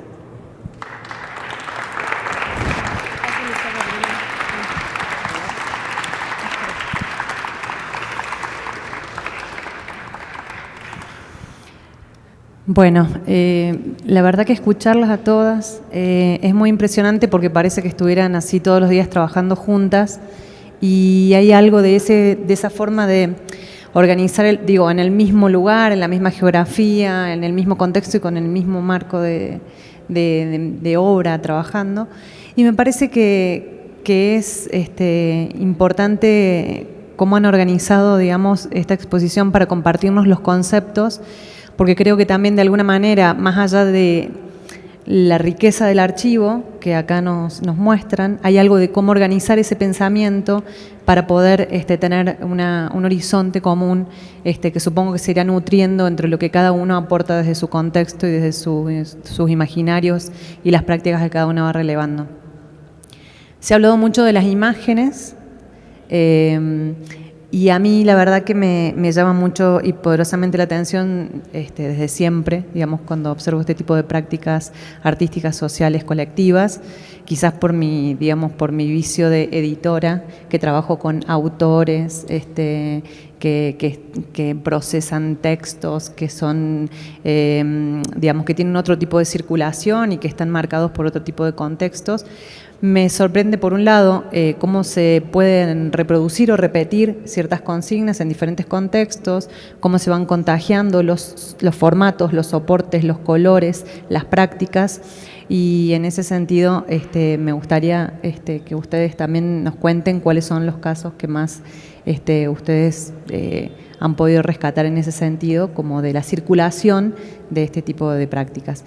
Y por otro lado, en relación al archivo, y me parece que es fundamental ese punto que se toca en todo este proyecto, pienso siempre en Juan Carlos Romero, digamos, también por conocer el trabajo que has hecho vos, Ana, con él, y en lo que ha pasado con su archivo, digamos, qué pasa con los archivos, con estos archivos que son tan frágiles, pero que a veces sí se logran de alguna manera construir, pero, digamos, de quién son esos archivos, cómo se logra protegerlos para que digamos, el mundo del arte contemporáneo, que de alguna manera siempre quiere llevar al espacio de la colección privada estos archivos, puedan sobrevivir de otra manera. ¿Qué podemos hacer nosotros en relación a eso? Si existen también prácticas que podemos articular para seguir teniendo acceso, digamos, que eso siga siendo acceso público, que en definitiva es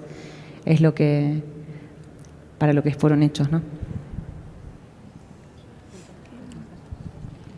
¿Quieren que abramos a las preguntas y después ustedes responden todo, como hicimos? ¿O vamos uno? Si no contesto esto último. Me da la impresión, si entendí bien la primera pregunta, que de alguna manera la presentación quería responderla aunque sea parcialmente, ¿no? Como algo en proceso.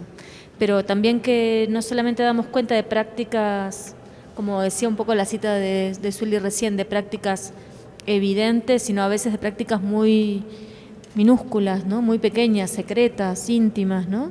Que también nos interesa visibilizar. Sobre lo segundo, no sé si todos lo conocen, Juan Carlos Romero fue un importantísimo artista conceptual argentino que falleció hace 2 años, sí, ¿no? En marzo del 2017. Hace casi 2 años, que fue integrante de la red desde el año 2008 y que fue, además de un enorme artista, profesor, militante sindical, militante político, un incansable archivista. Durante toda su vida alimentó un archivo que ocupaba toda su casa y que excedía su casa y ya ocupaba la casa que había sido de sus padres en el barrio de Avellaneda. Y en el año 2011, después de muchos años de pensar qué hacer con ese archivo, que además era consultado todo el tiempo por diferentes personas, incluida yo, que le dedico mi último libro, Vanguardia y Revolución, porque sin ese archivo y sin una memoria precisa de Juan Carlos y afectiva de todos esos materiales que él había reunido a lo largo de su vida, esa investigación que hice sobre arte y política en los 60, 70 no hubiera sido posible, ¿no? Un archivo que él abrió con mucha generosidad, que siempre concibió como una herramienta pública y que a partir del 2011 tomó la forma de una asociación civil para justamente institucionalizar ese archivo. Juan Carlos falleció con 87 años, o sea, le estaba pensando en qué pasaba después de su partida, ¿no? Con todo ese material que es sumamente relevante no solo para la historia de las prácticas de arte y política en la Argentina y en América Latina, sino para muchísimas otras cuestiones. Es el mayor archivo de gráfica que se conserva en la Argentina, tiene más de 2.000 afiches que van desde 1930 en adelante, un archivo de fanzines, de revistas culturales del underground, no solamente de América Latina, sino también de Europa, un archivo de libros de artista, de poesías, revistas de poesía experimental, de colecciones de objetos. Por ejemplo, tiene una colección enorme sobre el mate, la yerba mate, o sobre objetos que tienen que ver con la muerte, o sobre el tango, diferentes pasiones que él fue alimentando a lo largo de su vida y que no pasaba día sin que ese archivo fuera siendo alimentado, incrementado, activado de alguna manera, y que alimentaba además claramente su obra. O sea, la obra de Juan Carlos no se puede entender sin esa ida y vuelta con el archivo. El archivo no es el reservorio del después, sino es la condición de producción continua de su modo de entender la práctica artística como algo además necesariamente colectivo. Este archivo entonces se socializó en el 2011 con una asociación civil. Juan Carlos falleció en el 2017, como ya mencioné, y hace muy poco tiempo, menos de 2 meses, nos enteramos que el archivo había quedado en litigio judicial por la sucesión, y que había sido vendido a un coleccionista de arte contemporáneo radicado en Nueva York. Es un archivo descomunal, imprescindible, y que, digamos, la red siempre interviene o intenta incidir en cuanto a política de archivos a partir de 3 cuestiones que Juan Carlos había hecho propias de una manera absoluta, que era la indivisibilidad del archivo, que el archivo no se dispersara, porque acá está, para citar de nuevo a Zuly, esta fiebre de archivos que está desguazando los archivos porque convierte parte de esos archivos en obra y descarta el resto como documento y lo convierte en parte del botín de guerra del mercado o del botín preciado por el mercado de arte internacional, sobre todo para dar cuenta de prácticas que no, como las que estábamos mostrando antes, que no tienen que ver con la idea de una obra de arte acabada, sino más bien con obras procesuales, desmaterializadas, performáticas, donde el registro o el documento es el único rastro material que queda de ese tipo, de esos modos de hacer. Entonces, por un lado, la indivisibilidad de esos archivos, por otro lado, su localización en los espacios donde esos archivos tuvieron lugar para generar un ida y vuelta entre esa historia, ese presente que alimenta esas prácticas, deslocalizarlas por más que sean condiciones de preservación, también deshistoriza e impide una lectura contextual y situada de esas prácticas. Y finalmente, dos cuestiones muy importantes, que es generar condiciones institucionales para la preservación de esos archivos, pero también para su socialización. Para nosotros es fundamental que esos archivos puedan ser públicos, puedan estar accesibles para cualquier interesado. Entonces, a partir de esos tres grandes principios es que la red viene interviniendo en diferentes archivos. Uno fundamental me cuesta usar el pasado, el archivo de Juan Carlos Romero, y por eso hemos iniciado una campaña muy grande con otras muchas personas del medio artístico y cultural argentino que se han hecho eco de esta denuncia y que estamos intentando generar condiciones para evitar la venta y la salida del país de ese importantísimo archivo. Es un poco, no sé si contesto tu pregunta.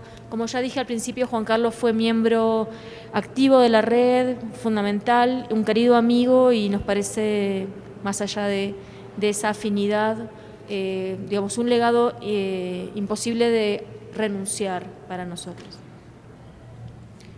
Bueno, abrimos a las preguntas.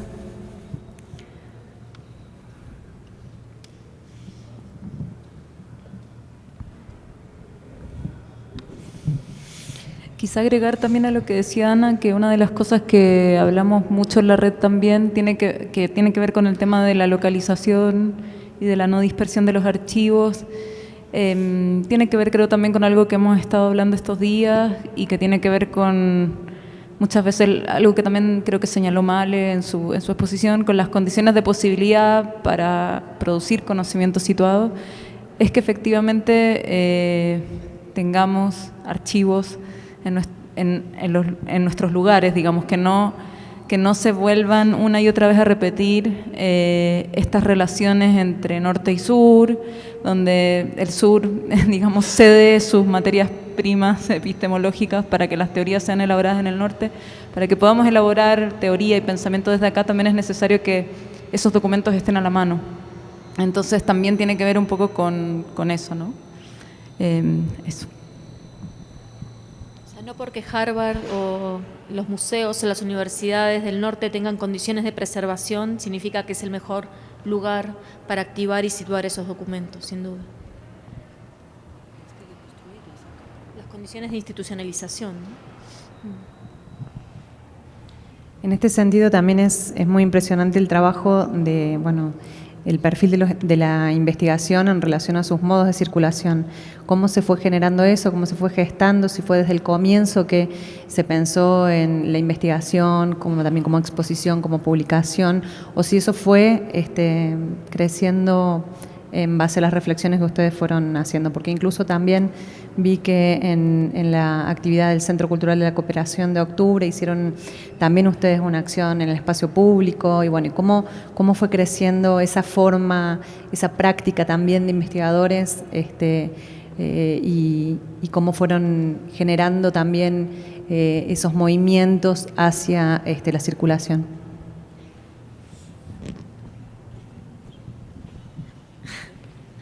A ver si me sale algo.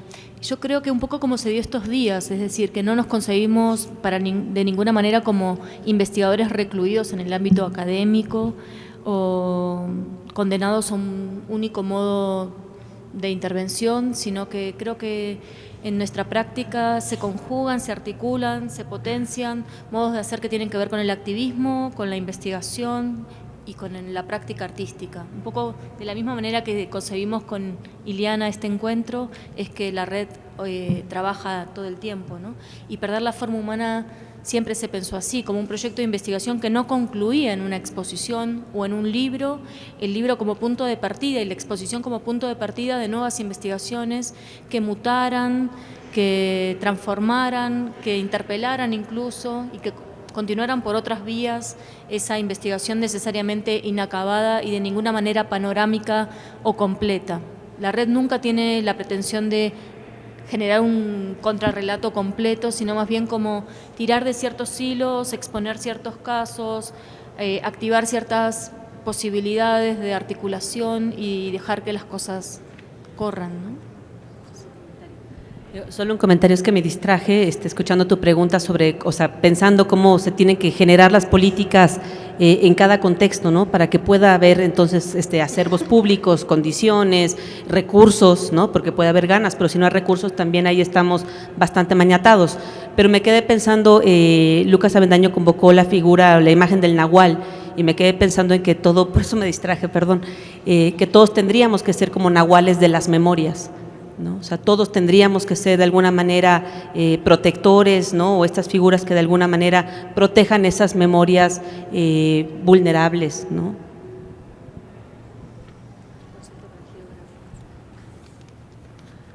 Pueden preguntar. ¿O no? Sí, ahí tenemos una pregunta.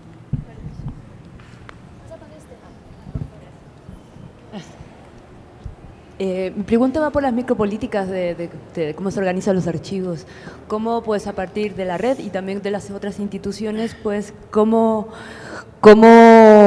se respetan, ¿no? Estas micropolíticas, tanto de la persona que descubre o la misma archivera, o cómo se organiza, ¿no? Por ejemplo, estoy pensando de la forma que se archiva y cómo pasa y cómo se disemina, ¿no? Esa forma de organizar esa memoria cuando pasa a las instituciones, porque es pues me atraviesa mucho, ¿no?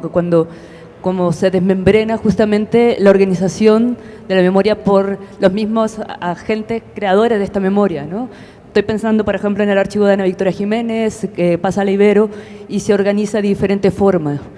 Y cómo, pues, la organización primera, ¿no? que tiene Ana Victoria, por ejemplo, por eventos, por situaciones, en fin, se disgrega y pasan a hacer cajas con materialidades, ¿no? Se organiza por materialidades y creo que pues es una preocupación permanente que tengo yo también como pues que trabajo en los archivos, ¿no? Y es preocupante pues porque se pierde, ¿no? Se pierde pues o queda ahí en cajas con un montón de fotos, por ejemplo, que no están posibles, o sea, están ahí, pero no se puede pues consultarla, o sí, pero no hay referencias, ¿no? O como pasó, por ejemplo, con el archivo también de Nancy Cárdenas, que se digitaliza todo, pues se sube a la red con las plataformas de Camena de UACM, pero no hay tampoco cómo saber, o sea, uno sabe, sí, esa foto pues de los 80, sí, porque cómo se vestían, pero no están las referencias, ¿no?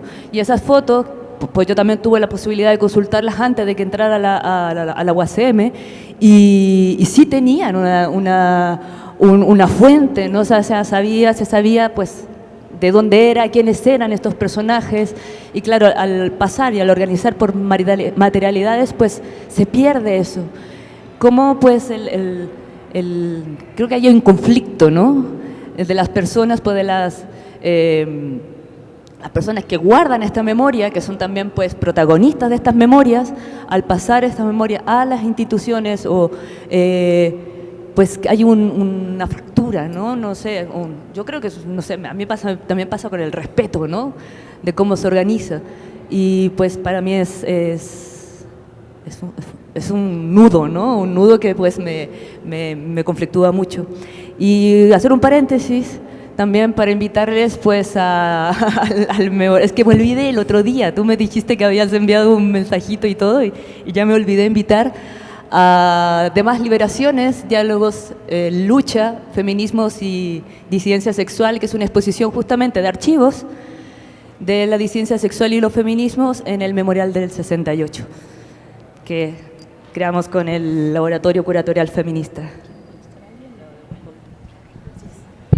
Pues digo, es que el tema de la catalogación es un infierno, ¿no? Sinceramente digo, y la verdad es que también estamos, pues sí, ¿no? Digo, es la palabra que me vino, porque, o sea, estamos, no, es un infierno en el sentido de que, o sea, no hay todavía un acuerdo que pueda homologar todos los casos y que haya una manera de hacerlo para todos, ¿no?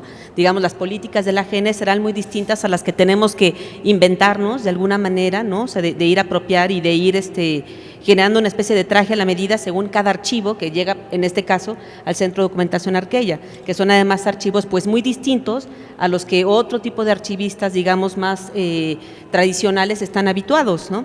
Entonces, también es una asignatura, digamos, que no está cerrada, ¿no? Que está constantemente en pugna, ¿no? Que nos mete a nosotros en problemas constantes y que además, no, o sea, yo no conozco un archivo, digamos, porque no existe, ¿no? Que se pueda agotar el campo, digamos, de reflexión y de materiales que se le pueda aportar, ¿no? Pienso, no sé, en el proceso Pentágono, o sea, digo, este es un fondo que ya está catalogado bajo ciertos parámetros, ¿no? Internacionales que fueron adecuados para las necesidades que tienen que ver con artes visuales, arte contemporáneo y demás, y materialidades heterogéneas. Sin embargo, claro, esa catalogación no pudimos tener, por ejemplo, a Víctor Muñoz sentado 7 meses todos los días para poder vaciar, digamos, como sus memorias en relación a cada uno de los materiales que contienen. Es muy complicado y nos damos cuenta permanentemente de archivos que están catalogados o muy avanzados que no satisfacen, ¿no? De alguna manera, porque, o sea, reponer, digamos, su campo es complejo, también es una fantasía, digo, hay cosas que se escapan permanentemente, ¿no? Digo, la cosa es cómo nos vamos profesionalizando para hacernos cargo de estos nuevos problemas, ¿no? Si nos interesa ser nahuales de las memorias, ¿cómo podemos irlo haciendo de una manera sensible y no ortodoxa, administrativa, institucional, de que es así y así es siempre, ¿no? O sea, que eso creo que sería una pena, un error. Sí, para mí es clave respetar las formas de organización propias de cada acervo documental, es decir, el modo en que llegan a la red o cuando la red se vincula con un archivo, ser sumamente cuidadosas y sensibles respecto de cómo se organizaron las cosas, desde qué lógicas, desde qué vocabularios, desde qué historias concretas, ¿no? Y hay un ejercicio que hacemos en la página archivosenuso.org, donde ya socializamos, creo que son 6 o 7 archivos digitales completos que tienen que ver con distintos proyectos de investigación en los que está articulada la red, de muy diferente dimensión y materialidad, y cada uno de estos archivos tiene su propia lógica y sus propios conceptos clave que las definen, o sea, y a la vez no hay un grado de especialización que impida que esos archivos se conecten entre sí. Todos tienen los descriptores básicos de lugar, fecha, nombres propios, pero luego hay una serie de conceptos clave, o usando el término de Jacobi, palabra fetiche, que insisten y que dan una organicidad específica a ese archivo, ¿no? No sé, por ejemplo,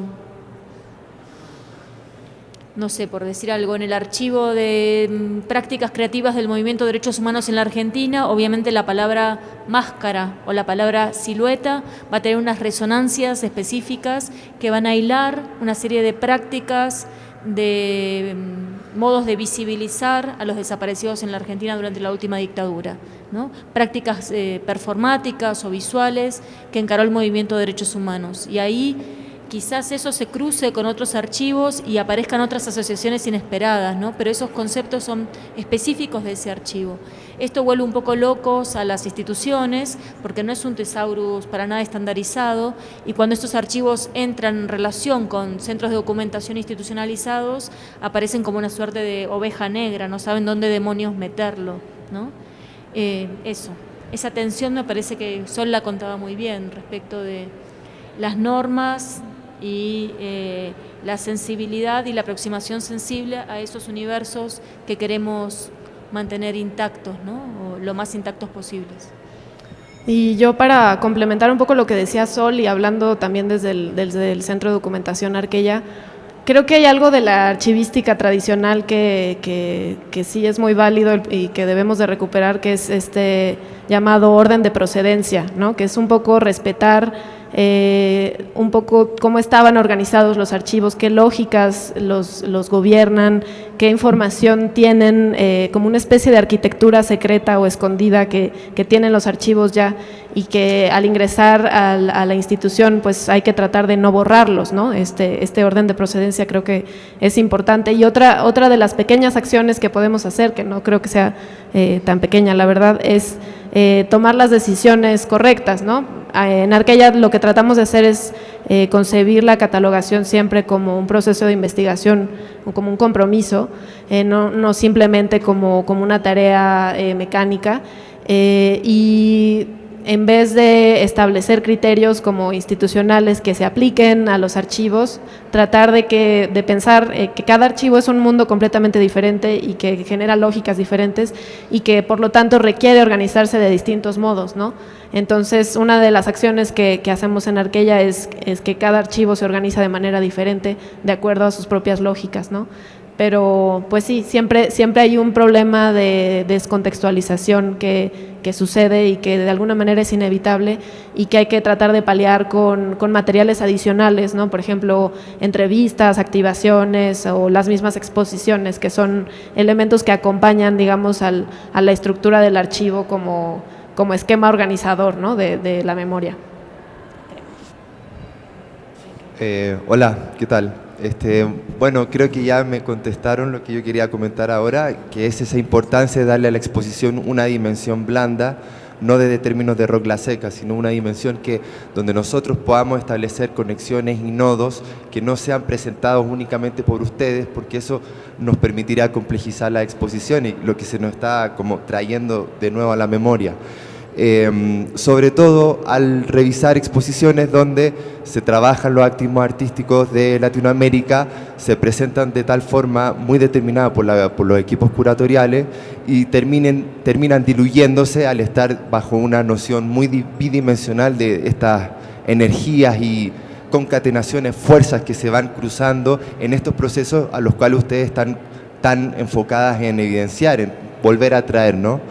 Me parece muy lindo lo que tú dijiste, Ana, de pensar el archivo desde esa perspectiva, con claves que uno pueda ir como pudiendo como unir esos cabos sueltos para que de tal forma podamos continuar otras investigaciones. Eso es muy honesto.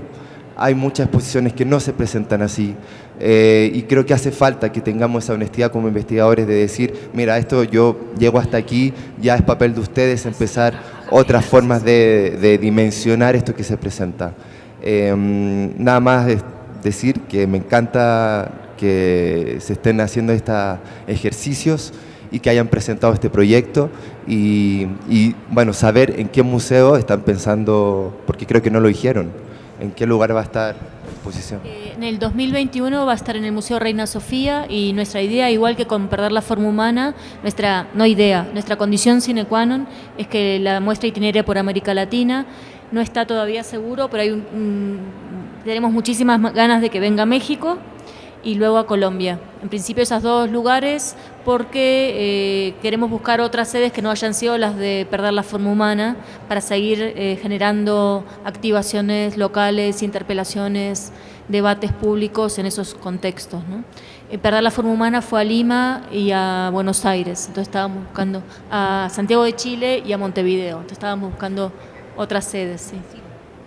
Brasil sería buenísimo, pero bueno, hay que ver si se puede.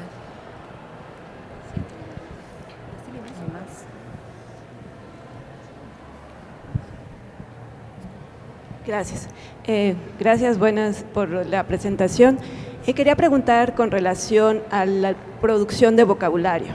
¿Cómo fue que llegaron esas categorías? Porque me parece que es sumamente importante el proceso de generar categorías, porque al final de cuentas la categoría produce también de una u otra manera aquello que se muestra, en el sentido no solo de que lo organiza, sino que dirige la mirada, dirige el pensamiento. Entonces, ¿podrían hablar un poco de esto? ¿Cómo se produjeron esas categorías? ¿Por qué esas categorías? ¿Cuál es el sentido político de las mismas?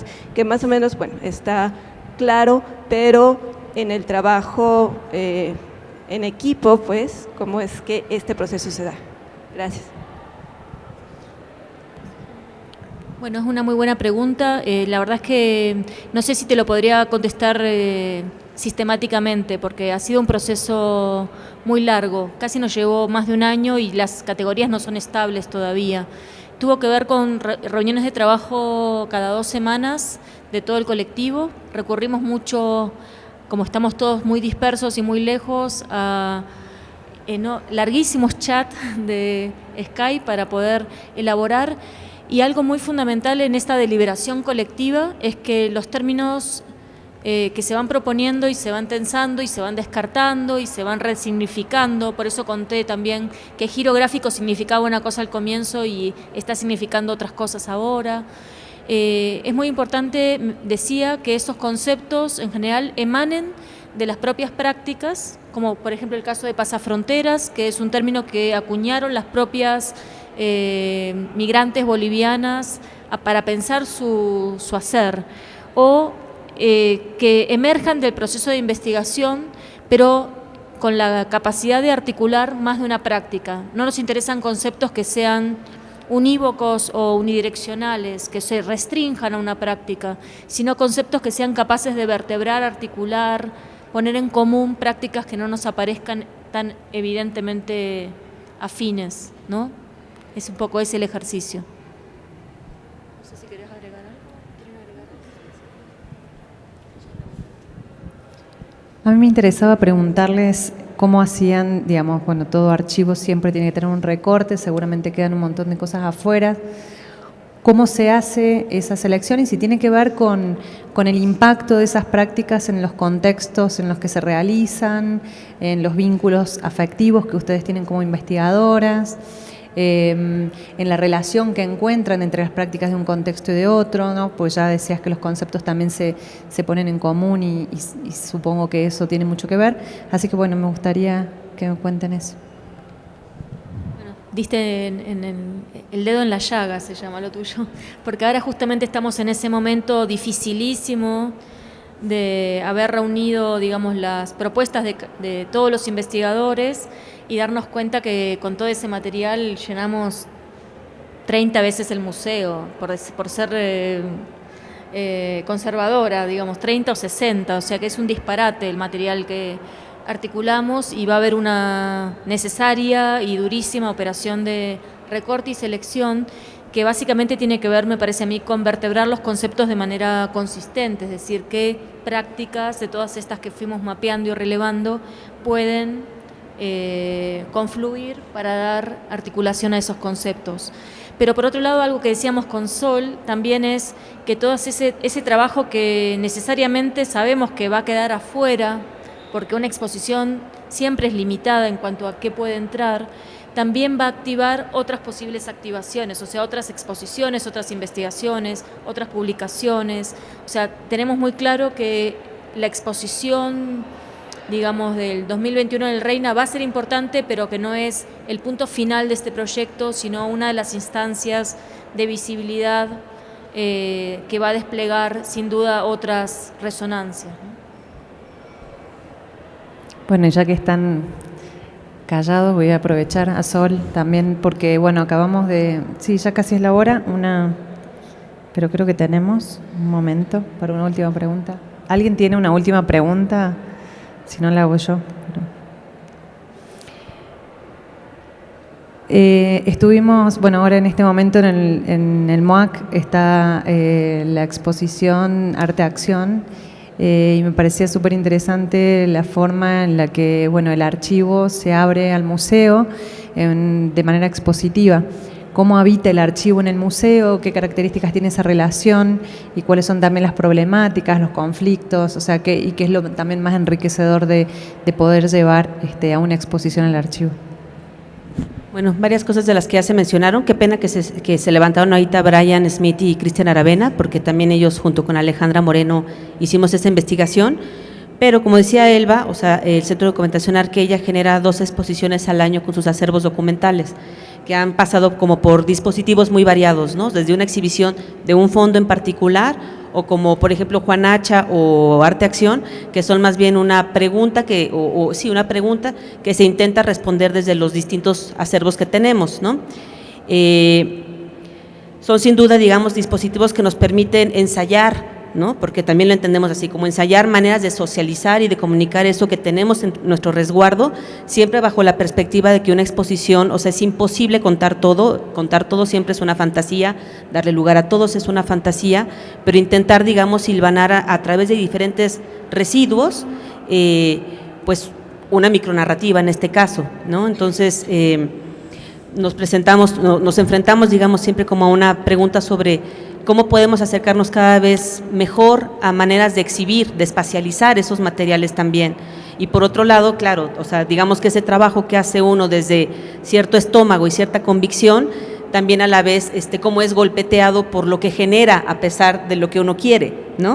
O sea, digamos, la red de conceptualismos del sur, con el tipo de práctica que se llevó a cabo desde la red o digamos como agentes individuales, parte de un sitio, pero claro, a veces es fagocitado de una manera que uno no quisiera por otro tipo de estructuras, ¿no? Digamos que ese trabajo de visibilización y de politización o de volver a darle como cierta, restituirle cierta potencia como esos documentos, genera a su vez también pues otro tipo de apetitos, no siempre afines al nuestro. Pero en fin, o sea, esto no se acaba. Bueno, damos por cerrada la mesa, gracias por acompañarnos hoy. Ahora a las 8 de la noche tenemos Antígona del grupo Yuyascani de Perú, que está en el Foro Dinosaurio, así que bueno, los invitamos a que nos acompañen y ya con eso daremos por cerrado. Una cosita, vino una persona a decir que para ver Antígona se tienen que salir y volver a entrar. Muy bien, no sabemos muy bien qué significa, pero es así. Si lo dijeron, es así. Así que bueno, muchas gracias por habernos acompañado en el encuentro Pensamiento Situado de la Cátedra Pensamiento Situado. Bueno, hasta pronto.